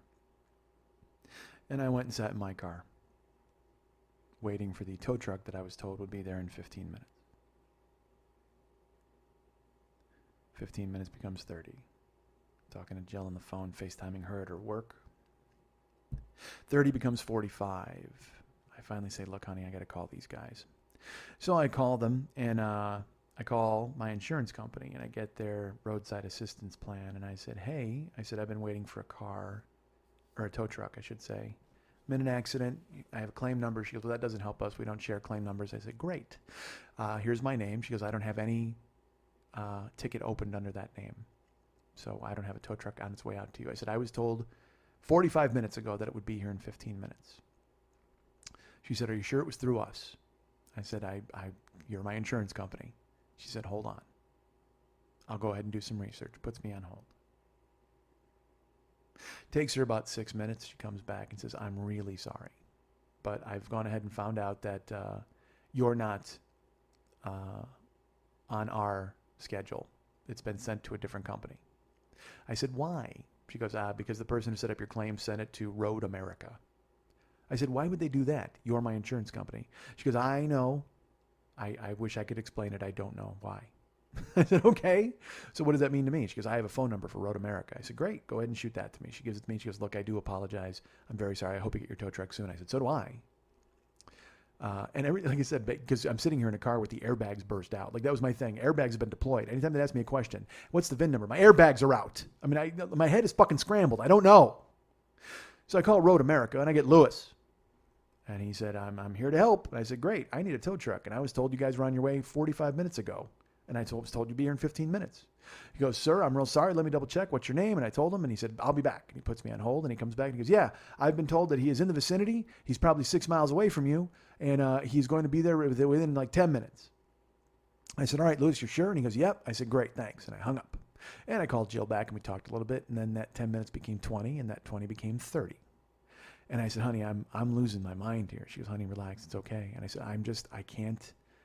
I have to call them. I have to call them back. So I let her go. I called back, and it was Lewis. What are the odds of me getting Lewis again? 100%, because there he fucking is. And Lewis picks up, and I said, hey, Lewis, this is Mike Schmidt. We talked earlier. You said that a car was 10 minutes from me, 6 miles from me, and it's been a half hour. He says, I'm real sorry about that. Let me double check. Puts me on hold. Comes back and goes, yeah, I've been told that they are on their way. I said, Lewis, what does that mean? He goes, well, they're on their way. I said, I hear that. I understand they're on their way, but you've told me twice now that they were on their way. They were 6 miles away. They were 15 minutes away. They were 10 minutes away. What the fuck does on their way mean, Lewis? He goes, well, sir, I'm sorry you're upset. I go, I'm upset because I'm sitting in a car with the airbags deployed, the front half of which is destroyed. I'm sitting basically in a harmonica. Can you understand that? I'm in a car that has been fucking crushed, and I'm sitting in it waiting for a tow truck, and it's now 3:40 in the morning. This accident took place at 1:10. When will they get here, Lewis? He goes, well, sir, if you'll calm down. I go, I'd love to calm down, Lewis. I really would. However, I'm sitting in a Slinky waiting to get it towed. Where are they? He says, they should be there very shortly. They told me they were in the air. I go, fine. I guess very shortly, or they should be there soon is the only answer I'm going to get. He goes, I'm sorry, sir. That's what they told me. I said, fine, thanks. Hung up the phone. And as I was hanging up, my phone rang. And it's the tow truck driver asking where I am. I say, I'm at Beverly and Union. He goes, well, I'm right here. I said, well, I'm here. I'm standing in the intersection. I'm literally in the street. And then I see his yellow lights. They're a block up on Beverly and something else. And he's at like Union Park instead of Union Boulevard, whatever. I don't fucking know. So I'm waving. I'm literally standing in the middle of the street. Like the Joker when he wants Batman to hit him. I'm like, oh, hit me. Hit me. I'm waving. And he finally turns around. He sees me. He comes up. Tows the car, and I had to take an Uber home. Got Larry. The first guy who picked me up was a dude named like Barksdale, and he pulls up in his car, and I open it up, and there's blankets all over the floor and all over the seats. And I'm like, how could I ever get a bad rating with Barksdale out there? He's got like a 4.6. And he's like, yeah. And he goes, I have to pick up other people too. I go, forget it, dude. Forget it. I'm getting something else. And then he charges me the $5. I got to write them and fucking tell them to take it off. What a fucking dick. Your car's filthy. I'm not getting in it. Larry takes me home. He's an Asian guy. He's telling me about what it's like in Taiwan. I just want to go home. And I get there. I talk to Jill, and I'm supposed to fly on Wednesday. We bumped my flight up, and I fly in that day, Saturday. I got like 4 hours of sleep, and then I was lucky Erica was around, and she took me to the airport, and I flew. I'm here now. I'm in Jill's kitchen. Calling insurance companies. I get a phone call from mine, I get a phone call from his, and the good thing is the first call from his, they said, hey, we are letting you know we are accepting liability for this accident, so whatever repairs you need and you need a rental, it's all on us, and we'll figure it out. I talked to my company, I said, what am I supposed to do here? They said, well, if you let us fix it, hey, what the fuck? It's all fucking nonsense. It's all the same thing. I'm in a fucking hamster wheel. Except that hamster wheel keeps getting smashed into by other cars. So, I'm at Jill's. I'm here for a couple of weeks. And I don't know what's going to happen. Uber and Lyft were as much as I bitched about them, you could make money and just, but it was the last resort. It was the last hope. I kept saying that. All of my income is car based at this point.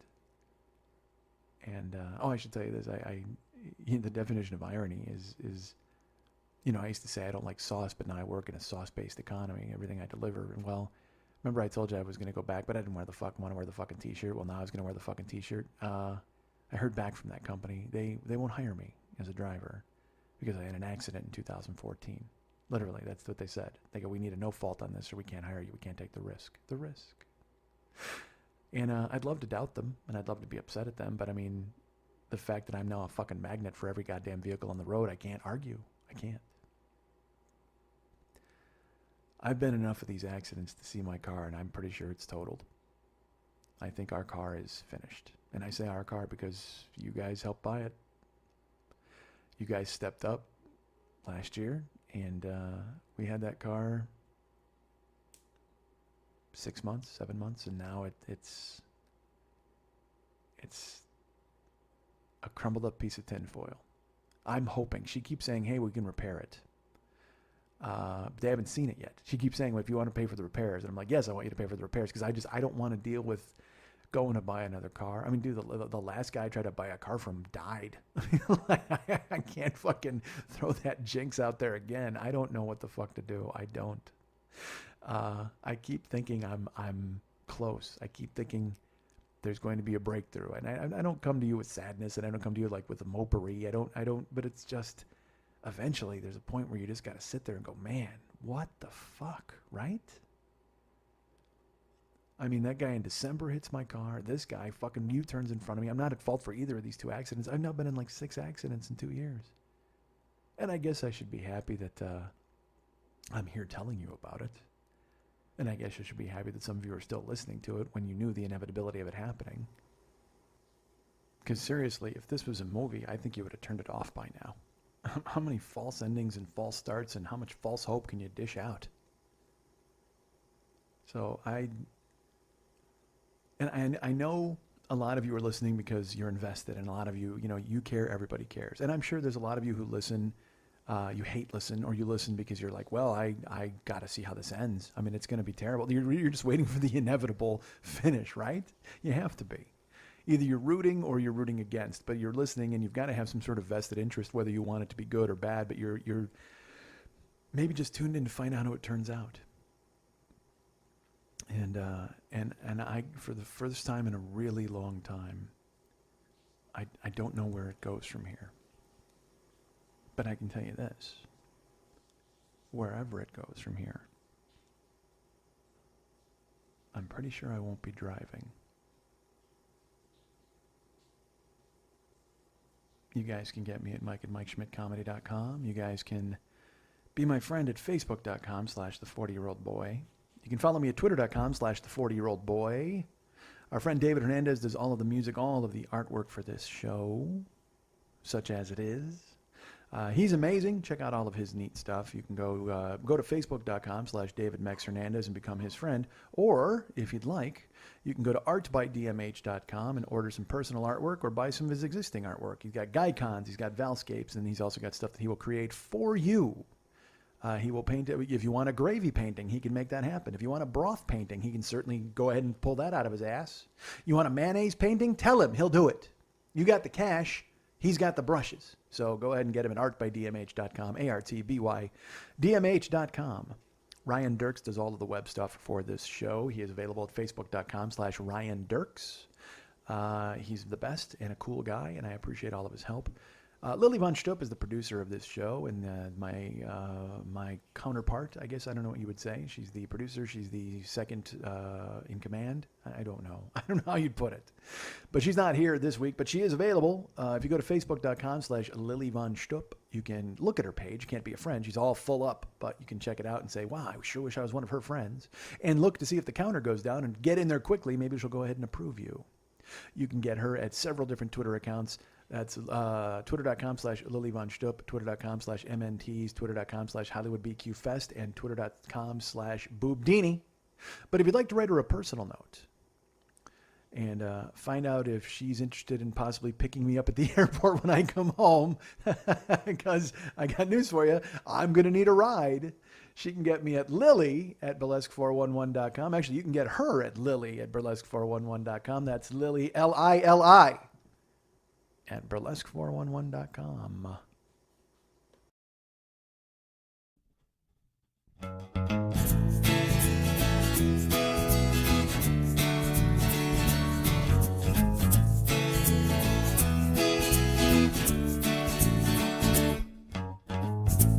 If I had $1 million, if I had $1 million, I'd buy you a house. I would buy you a house. And if I had $1 million, if I had $1 million, I'd buy you furniture for your house. Maybe an ass Chesterfield or an ottoman. And if I had $1 million, if I had $1 million, I'd buy you a cake car, a nice Reliant automobile.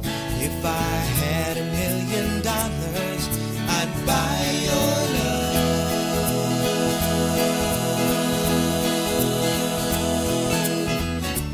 If I had $1 million, we could build a tree fort in our yard.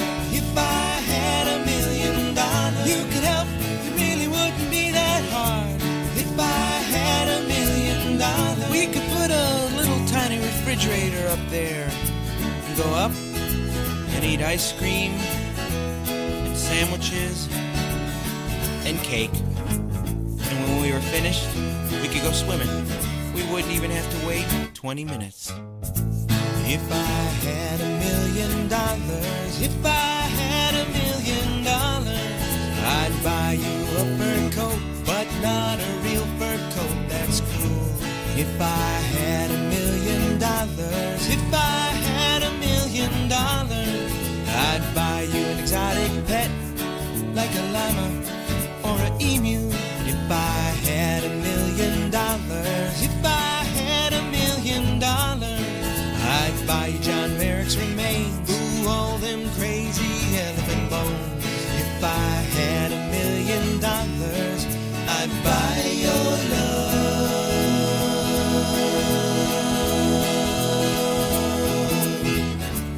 If I had $1 million, we wouldn't have to walk to the store. If I had $1 million, we could take a limousine 'cause it costs more. If I had $1 million, we wouldn't have to eat crab dinner. But we would. We'd just eat more. But we wouldn't eat any of that yucky spaghetti that Mommy brings home. We'd pay somebody extra to keep that out of our house. If I had $1 million, if I had $1 million, I'd buy you a green dress, but not a real green dress, that's cruel. If I had $1 million, if I had $1 million, I'd buy you some art, a Picasso or a Garfunkel. If I had $1 million, if I had $1 million, I'd buy you a monkey. Haven't you always wanted a monkey? If I had $1 million, I'd buy your love.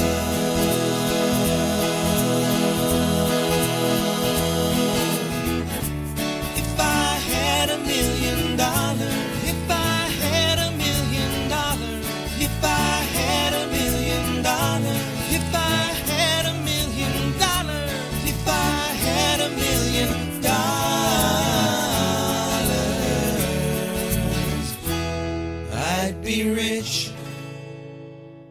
Want to remind you folks about the Monday Night Teas every Monday night at the 3 Clubs on Vine at Santa Monica. It's a great show. It's unbelievable. If you go to facebook.com/Monday Night Teas, you'll find out who's coming and when they're going to be there. You can see all the pictures of past performers and upcoming performers. Find out about that show and be excited with our friend Lily. She's the best. You are too. We're all the best. Why don't you? Is that a rhyme? I think it is. If you go to brownpapertickets.com, tickets are available for Lily. And, our friend Lily is also available on her new Patreon page at patreon.com/Lily. That's Lili. Go ahead and check it out. See what she has to say. Want to support her, want to support the teas, want to support all that live stuff that she goes ahead and puts on. Go ahead and do that, please. Go ahead and visit her at that page, patreon.com/Lily. I've got to tell you about live shows. Well, first I'll tell you about Joe Business. No, I'll tell you about live shows first. I am March 21st at the 3 Clubs on Vine at Santa Monica with the new edition of 2020. Me, Mike Siegel, and Sharon Houston out there doing stand-up /stories/ whatever we want to do for 20 minutes apiece.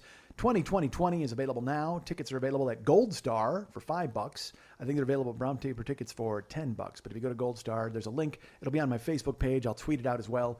And you can get cheap tickets and come see me, Mike Siegel, and Sharon Houston. Should be great and a lot of fun. It's going to be exciting. March 21st. That's a Monday at the 3 Clubs on Vine at Santa Monica, 7 o'clock p.m. Me, Mike, Sharon, 20 minutes apiece, 2020. Get your tickets now. That same week, Friday, March 25th, if you want to see me do a longer set, and who doesn't, right? Hollywood Improv Lab. And that show's like fucking 6 o'clock in the afternoon or the evening or whatever you want to call that. But I will be on stage doing an hour. Basically, we're calling it a live version of this show. But this show is just me talking. So who the fuck knows what it's going to wind up being, but it's going to be me on stage with a microphone for an hour in a very small room. I think there's only 40 seats at the Improv Lab in Hollywood. People are always asking, Mike, when are you going to perform locally? Here's me performing locally, doing a live long set. So if you come out to the Improv on Hollywood, on Melrose, I apologize, on Melrose in Hollywood, I'm available. Tickets are available now. There's a link on my Facebook page. I will tweet that as well. And again, like I said, it's free tickets. So why wouldn't you come out? Bring 10 people. Bring 30 people. If you bring 30 people, that leaves only 9 seats for everybody else. That means you and your friends run the room. It's like you run the yard. It's like if you were in prison with a gang. You guys are, you know what? Come to my show with 30 of your friends. You'll be the El Rookins of my goddamn show. You'll just fucking, and I'll have to do whatever you say. You'll run the yard. You'll basically make the rules. And if you go, do this, dance, monkey boy, tell this story, I'll have to fucking do it. And I'll tell you what, if you bring 31 people to the show, I will do whatever you say. If you could, whatever you told me to do, let's go ahead and throw that out there. I'm on stage for an hour. If you have a request for stories or you want me to sing or play a fucking banjo, if you bring 31 people to this show, you're in. You can tell me whatever the fuck to do and I will do it. It's like a plug and play, choose your own adventure show. And at the end of it, we'll probably all die in a dragon fight, but that's okay. I'm in. So you bring 31 people to the Improv on March 25th, Friday night, 6 o'clock p.m., and I will do whatever you say. However, if you just want to come piecemeal, 1 or 2 of you at a time, 40 seats, I think, available in that little room. Come and check it out. Should be fun. Me doing an hour of basically whatever I want to do. But if you bring 30 people, I'll do whatever you want to do. That's our choice here, folks. I ask you to get on board and get behind my choices. That's the live stuff. If you go to MikeSchmidtComedy.com, you can go to the Joe Business page. We got all sorts of cool stuff. We got shirts. We've got mystery shirts out there. Just a few of those still left. Not a few. There's a couple. There's 10, I think. I don't know. There's a lot. But buy a mystery shirt. Who knows? If you buy one, you get one. Right? That's how it works. I don't know if you folks know how capitalism works or commerce. If you pay me a small amount of currency, I will send you some merchandise or a product for that currency, particularly the product that you chose. So good. That's how it works. I've just explained it. That's market economics. So go and get a shirt or a mystery shirt. There's the Big Angry CD, which I will sign and send to you. We've got downloads of year 1 through year 7 individually, or you can buy them together as the 7 Deadly Schmidts box set. There's, what else is there? Oh, there's the Stop Making Schmidt Podfest, 2015 Podfest appearance. There's Schmidt Alive 2. There's Schmitty Comes Alive. All of those Podfest appearances, those are live. Those are essentially live albums, folks. Those are available, as well as the Big Angry, which is also a live album, as I've mentioned. The other 3 are all downloads, though, although there's an audio-video combo pack for Schmidt Alive 2 and for Stop Making Schmidt. But Schmitty Comes Alive is only audio. There's a lot of fucking, just go read it. You'll read it. It'll tell you what it is on the page. Of course, we've got Heroes, which is David Hernandez's album, which is free with a donation to the show. And also Word Pimp Schmitty and the Misanthropic Gangster, music from the 40-Year-Old Boy podcast, available to you now for a small donation. If you kick that in, we will send it to you. And by we, I mean me and the internet. We're pals. We're friends. We're in business together. Me and PayPal, we hang out all the time. We call our buddy Amazon. We go ahead and ask Jeeves what's going on. We go to Ask Me How or Ask How Wiki How or whatever the fuck. That page is ridiculous. Because I was grilling a steak with Jill and I'm like, I better go over the steak stuff again. And there was a thing that said how to make steak in like 14 images. I don't need a flip book of steak. Fucking tell me what to do. God damn it. That's it. And I know how to make a steak. It's just about timing and shit like that because I want to make it medium rare and hit the fucking post on it. I got to make it right, right? Of course you know. That's right. So, what was I talking about? Oh, fucking yeah. So the Heroes and the Word Pimp Schmitty, the Misanthropic Gangster music from the 40-Year-Old Boy podcast. That's available now. Go ahead and get those albums.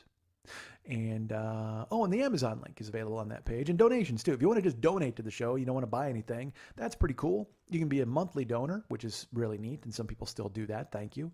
Or you can send a one-time donation, which is always really great and much appreciated. So thank you so much for that. You're supporting, and we help. We hope you like to help in your supporting and helping. God, it's a lot of fucking talking. There's the Amazon link. If you use our Amazon link, we get money. I explained commerce and currency and the way things work earlier. Well, here's the way it works. You use the Amazon link. You go through our store. You buy some cool stuff. You get that merchandise, and I get a little taste of the gig. I'm the mob, essentially. I'm in the background. I'm just collecting money. I'm feeding off of it. You and Amazon are having a little transaction. I'm taking a little piece because I introduced you to. I'm a deal maker. I'm bring you guys together, and so I get a little taste of the action. So I'm Tony Soprano, basically. And don't make me bust you out, you or Amazon. Don't make me bust you out, you two. Take care of your business. Don't make me fucking come down there and have to do something I don't want to fucking do and smack you in the head. So please use the Amazon link, buy some stuff. We get money, you get stuff. Boom. That's it. That's the way it works. And I told you about the live stuff. And now I'm going to go watch. You know what I'm going to do? I'm going to go now in the living room and I'm going to watch Conor McGregor and Nate Diaz for the 12th fucking time because I can't stop watching that fucking fight. It's amazing. It's incredible. And I know you're probably thinking to yourself, well, who? And I'm bullshit. If you're a UFC fan, you know exactly who I'm talking about. And you know what? If you're just a fan of fisticuffs or fighting in general, maybe you're not. Maybe, although I don't know why the fuck you're listening to this show if you're not, because literally, I always wanted to do a UFC podcast. But when you think about it, this show is essentially just a UFC podcast. It's just there's no cage and no other fighter. It's just me punching myself in the face every goddamn week and winding up mortally wounded and trying to recover for the next week just in time to tell you about more dumb shit that fucking happened. I'm constantly booked in a fight against myself. That's not bad. I'm in the cage with myself. That's right. I'll do it. I'll give myself a takedown. I'll open myself in the face. Why shouldn't I do it? Conor McGregor, Nate Diaz fought over the weekend. And I'll tell you this too. This is a fight I've been looking forward to. I was looking forward to Conor McGregor. I love Conor McGregor. Let me tell you a little bit about him. He's an Irish dude who talks a ton of shit. And he's been winning to back it up. Now, there's people who fucking hate him because he does that. But I'm one who thinks that the sport is a lot more interesting. See, the UFC has a perception problem with some people. There's meatheads who just want to see guys bleed. And then there's guys who are like, I love martial arts and I'd love to see somebody do a spinning Wing Chun kick, which is great. But then they want humility after and humbleness. And they want people to go, well, I am honored that the great Wing Chao temple allowed me to throw that kick and I will fight whoever you put in front of me. And it's like, fuck that, dude. There needs to be the hyperbole of pro wrestling along with the actual fighting of the UFC. And the guys who get that are the guys who make fucking money, like Conor McGregor. Again, like I said, an Irish dude with this fucking amazing accent. He spends money. He's flashy. He wins. He makes all this cash. He talks a bunch of shit and he backs it up. Now, I think the sport's more interesting when people like that are around, but other people want to see him get his fucking ass kicked. But that's also good for the sport because people will pay to see him win or people will pay to see him lose. You know, it's like I said, when people just go ahead and hate listen to this show, it's because they want bad things to happen, but they're still fucking listening. You're like, yay. Although I don't really like that. I got to be honest with you. But a fighter doesn't give a fuck. It's just dollar signs to him. And all he's fighting is the guy across from him in the cage. He doesn't give a fuck about fans or anything like that. I mean, maybe he does to a certain extent, but you know, as long as he's making money, he's doing the right thing. Because let's face it, these fighters, why shouldn't they talk shit? Why shouldn't they do that? These guys are tougher and badder than anybody else on the fucking planet. I don't understand why people ever get upset about a fighter talking shit. That guy's a fighter. He's a fighter. He gets punched in the face for a fucking living. Why shouldn't he talk a bunch of shit? Fuck your weird warrior walks the world kung fu. I'm so humble and I don't know. Fuck that. If you're a tough guy, like I said, if I had a big cock, I'd never wear pants. If you were just the fucking toughest dude in the world, why wouldn't you tell everybody about it? It's like when you're the heavyweight fucking champion. You should be out there and just be like, yeah, I will fight anybody, anywhere. I don't care. I'm a badass. You want to box me? Get in the fucking ring. Pay me. So that's what Conor is. He's like, hey man, you want to fight me? Get in the ring, but pay me.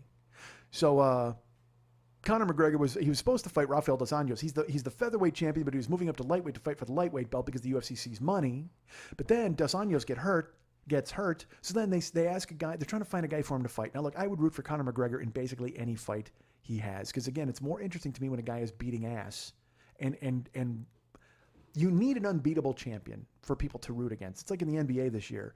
You know, it's almost weird because the Golden State Warriors are so much better than everybody else. But in the playoffs, everybody will be rooting against them kind of because they want to see them lose. And it's more interesting to see a team like that in these life and death struggles. Well, the same thing with Conor McGregor. That's a guy you want to see him be this unbeatable champ and just kind of vanquish everybody and make all the fucking money. But then you're also going, well, what if he loses? It'll be crazy. So that you need that in the fight game at least. You know, you can't have some fucking guy who doesn't care, who doesn't move the needle at all. It's silly. So Conor McGregor was going to fight Rafael dos Anjos, and I would root for Conor McGregor in basically any other fight because, again, I root for that guy. But again, the only people I can't root for him against are the Diaz brothers. And I know that sounds ridiculous, like it's some tag team that he's going to have to fight. That's not the case. But it's Nate and Nick Diaz. They're these fighters. I've talked about them before. There's these. They just grew up in Stockton. They were this hard scrabble life. There's a second grade picture of Nick like punching the camera. I mean, it's just fucking insane. They're those dudes. There's a fucking video of them having a fight on YouTube. I love them because they've just lived this weird life where they've just fucking fought for everything they've got. So then they get into the UFC. Nick's a great fighter, and they've never broken across to be champions. But you know, Nate's the kind of fighter I really like. He's got a great chin. He's got volume boxing. He's got great jiu-jitsu, amazing cardio. It's just they run into wrestlers and it fucks them, and they want to fight a different way. They're so weird. Like they want you to fight them on their terms, but nobody ever fights them on their terms. Guys will wrestle them. Guys will dance away. It's just the way it is. You know, Nick Diaz fought GSP, George St. Pierre. Nick Diaz fought Anderson Silva, and those are the greatest fighters in the history of the UFC. And Nick, he never had a chance against GSP. GSP just fucking mowed him down. But I thought he actually acquitted himself really well against Anderson Silva. He talked shit about him. He made fun of him and shit the entire fucking fight. And he tried to get Anderson to fight him, but Anderson wouldn't. What the fuck? You don't care. It's just me recapping fights from the past. However, when Conor McGregor fought Nate Diaz, I would root for Conor for any other fight, but I had to root for Nate. I had to. So they get in the ring, and it's this fucking amazing electricity because Conor has all these Irish fans there, and Nate has all these fucking just people who want it. He generates hate too because, again, he's a guy, they talk a bunch of shit, and they talk shit at the press conferences. They only had a week to hype it up, and still people were hyped through the fucking moon for this fight. They still thought Conor was going to win. But Nate Diaz, I mean, again, here's Conor at the press conference. He talks shit so well. He's very eloquent. And he's like, Nate, you're out, you're teaching old people jiu-jitsu, and you got a balloon animal in one hand. You try to be a badass. And he's making fun of him. And then Nate Diaz just goes, fuck you. How about that? That was his trash talk. There was no metaphors, no cute, no Irish, no leprechaun, no Lucky Charms, none of that bullshit. He's just like, fuck you and fuck your family. Not interested. So they almost fought at the stare down. They almost fought at the weigh-in. They kept getting separated. And a lot of that is fucking manufactured bullshit. Colin's doing it because he knows it's going to sell fights. But Nate Diaz is doing it because he wants to fucking fight. He doesn't care. He'll fight you in the street. He'll fight you in the octagon. He'll fight you in the gym. He does not fucking care. Nate and Nick are just this weird animal that I don't know anything about. I mean, I do, I have that mentality, but also I'm not a professional fighter. So, I mean, I'll fight you anywhere, but I'm going to lose. I'm going to get my ass beat, probably, but not like them. They got jujitsu and cardio, and they're fucking fighters. They box. They're fucking, they're amazing. So they get in the ring. Colin and Nate are there, and the place is hyped. And by the way, also Holly Holm fought on there. It was like Holly Holm's the woman who beat Ronda Rousey. Ronda Rousey was like the Conor McGregor. I apologize. Fuck. Am I calling him Colin? Am I messing that up? Because I know it's this weird fucking thing in my head where I keep going, is it Conor or Colin? But I know it's Conor, but I might have called him Colin once or twice. Fuck. I don't know, dudes. I don't fucking think. I just talk. It's not like I got it written down on a paper plate in front of me or anything. It's just fucking, I say Conor. I might get his name out wrong sometimes. Sue me. Fucking sue me. You know what? I'll see you in the cage. I'll see you in the street. I'll see you in the gym. I don't fucking care. So Holly Holm fights fucking Miesha Tate on that same card. Now, Holly Holm's the one who destroyed Ronda Rousey. Ronda Rousey was the former Conor McGregor, where everybody's just like, well, she's a monster. Nobody can beat her. And then she gets fucking destroyed. But then you got to watch. It's funny. Holly Holm at the end of her fight with Miesha Tate's choking her out. She's on her back. She's got the hooks in and she's choking her out. And Holly Holm is just kind of struggling. And then Holly Holm, just before she goes to sleep, because she gets choked out completely, she throws a right hand or a left hand. Pretty sure it's a left hand on the ground. She throws a left hand punch. And it looks like it was a last gasp punch where she was trying to salvage something out of the fight and try to land something like a kind of a muscle memory instinct type of thing. But I like to think of it as she was playing air trombone. If you ever get a chance to see it, She was playing air trombone, and she was playing the wah wah on her fucking reign as a title champion. So fuck that, going out on your shield through one last punch to go ahead and salvage everything. And no, she was playing a fucking air trombone to signal the end of her era after she only won one fight and couldn't even defend the goddamn belt. Now, I'm not talking shit about Holly Holm. She's a badass, and I hope she comes back. But it just made me laugh that in the middle of going to sleep, she just threw out this fucking wah wah air trombone left hand. So Conor and Nate are in the octagon, and they're staring, and they start fighting, and Conor comes out and just unloads all over Nate in the first round. I mean, he's landing lefts, he's landing uppercuts, he's landing body shots, he's talking shit, he's calling him forward, and Nate's starting slow, because, you know, Nate didn't even have a full camp for this fucking fight. Nate, he took the fight on like 10 days notice. So he's kind of getting chewed up a little bit by Conor. Conor's landing lefts, he's landing, but the thing is, he's not hurting Nate. He might be marking him up, and he is, because Nate's bleeding all over the fucking place. He cut him like 3 different places on his face and his neck, but he's not hurting him because he's got chin, he's got cardio for fucking days, and he's a fighter. He's a goddamn fighter. So Conor's hammering him. He's landing, but he's really kind of winding himself out too, because he's throwing everything, trying to fucking knock him the fuck out. And he's, again, any normal guy goes down because, but fucking Nate is just a wall. He's a brick wall that knows jujitsu. It's fucking amazing. So the round ends, and Nate is bleeding all over the place. Conor goes back to his corner, and they're, you know, cleaning him up, and I'm sitting there, and so I should tell you this. Jill bought the fight. Because I was on the plane Saturday. Like I said, I flew in here, and she's like, you want me to buy it and tape it? I said, yes, please. So she does that, and I have to avoid Facebook and Twitter the entire fucking day. I avoid it all day and all night, so I can't see it. I don't want to know about the fight. I don't want to know anything about it. So we got home that night, and she had to work at like 4 a.m. on Sunday, so I couldn't even watch it Sunday night. We just went to bed. So I wind up watching the fight in her house, and I like I said, I avoided Facebook, I avoided Twitter, and I'll tell you why I brought this up in a minute. So the second round starts, and Conor gets out, and he's still unloading. He's landing lefts, but then Nate starts to land. Nate lands lefts, rights, and his volume boxing is starting to take its toll, and he's hitting Colin, and Colin's a little winded anyway. So he's landing, he's hitting, and they're both kind of trading, but Nate's starting to land a little more, and then all of a sudden, out of nowhere, Nate lands a left. And it fucking straightens Conor right up. Like, he looked like, you can always tell when a fighter gets hurt. Sometimes they'll get hit and their brain scrambles and they can't walk. Like, they take a step and you'll see they get all stiff-legged, and it's just because your body shuts itself down. So he hits Conor with the left, and Conor completely straightens up. In slow motion, it's great to watch because he straightens up and he makes it like his face completely changes expression. He just goes into this like 50-yard stare. And he's not even looking at Nate. He's just kind of like looking outside the octagon, kind of trying to get his bearings. And his body goes stiff, but he stays on his feet. And you just see Nate Diaz smile and fucking start laughing and come forward because he knows he's got him. He starts talking shit. And that's it. So then Nate starts opening up with rights and lefts, and he's hitting him, he's tagging him. And Colin's he throws a monster left, and it doesn't stop Nate. Nate just keeps fucking coming, and he's bleeding. He's covered in his own blood, and he's throwing fucking shots. And Colin, the last refuge of a striker. Did I call him Conor again? Fucking Jill keeps coming out here and she's going, she's like, it's Conor. It's Conor. She hates the fucking UFC. And she's like, it's Conor. I don't know why the fuck I keep transposing his name. You know what? Fuck it. We'll call him Mick. How about that?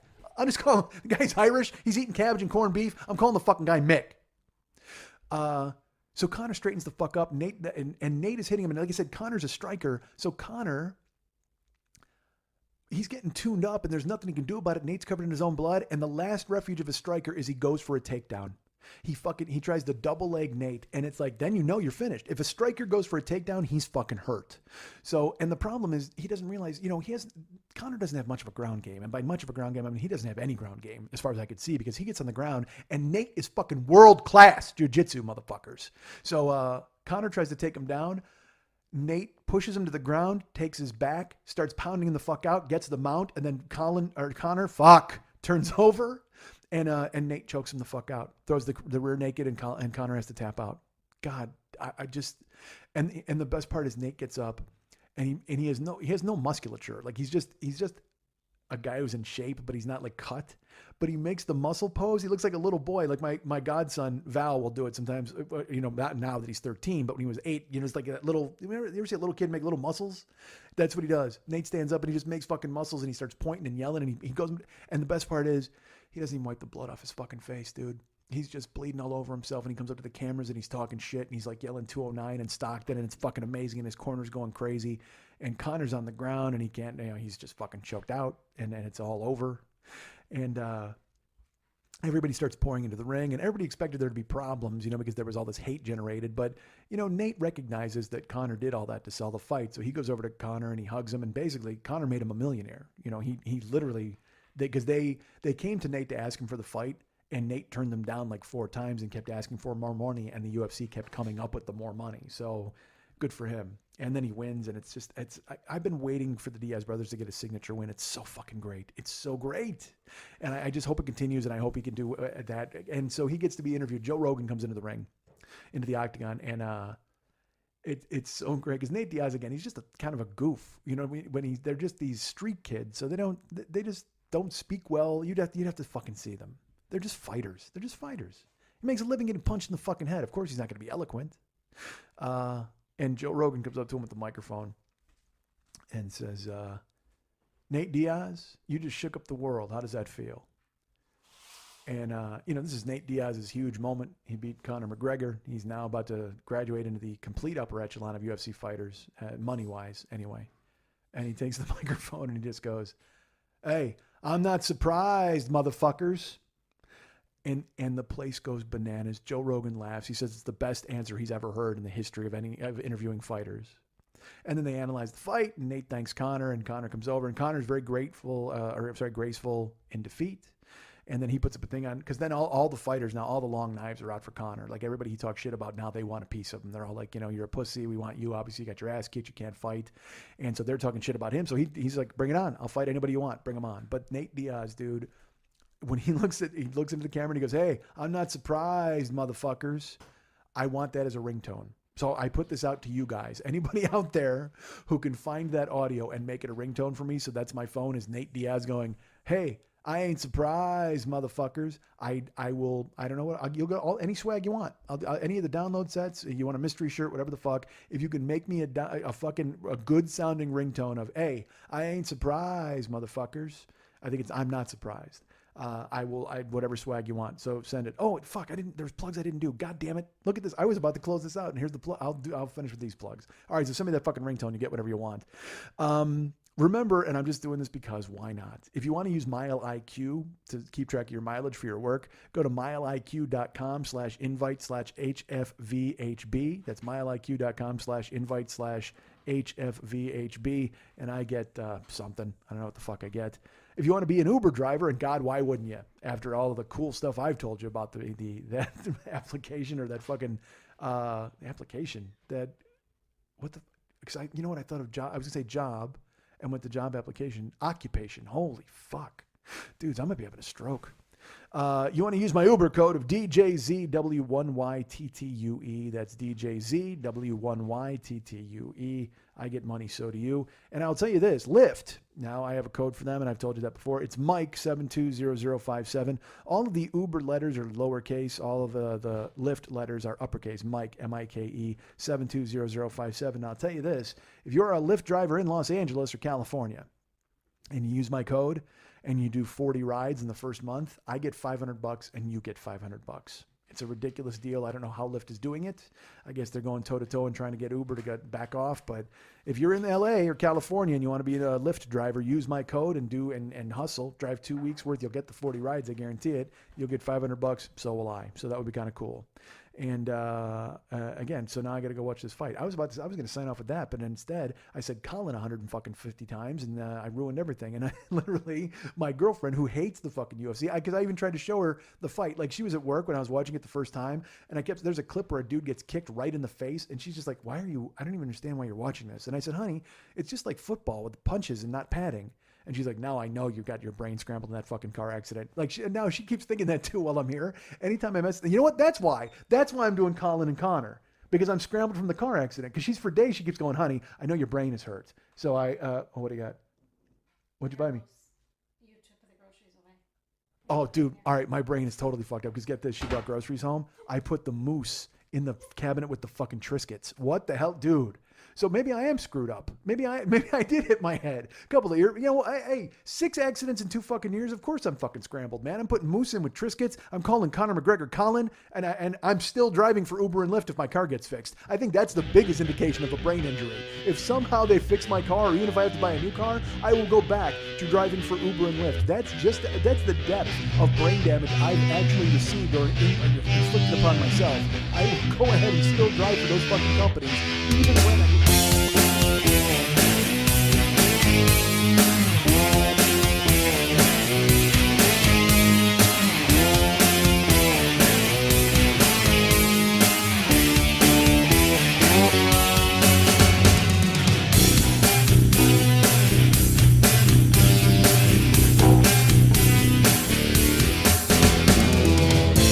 Max always says people skip the closing music. I say people love your closing music, so let's prove it to them. If you've listened this far, write me at heymexilistened@gmail.com and we'll send you a 40-year-old boy hearing commemorative Facebook profile picture that you better fucking put up, you dick.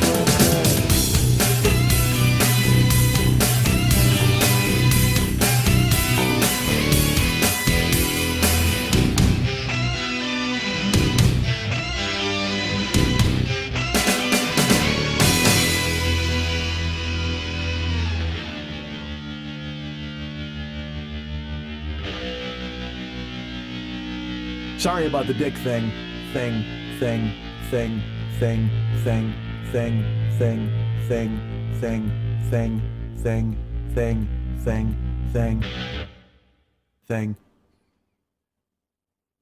you get that?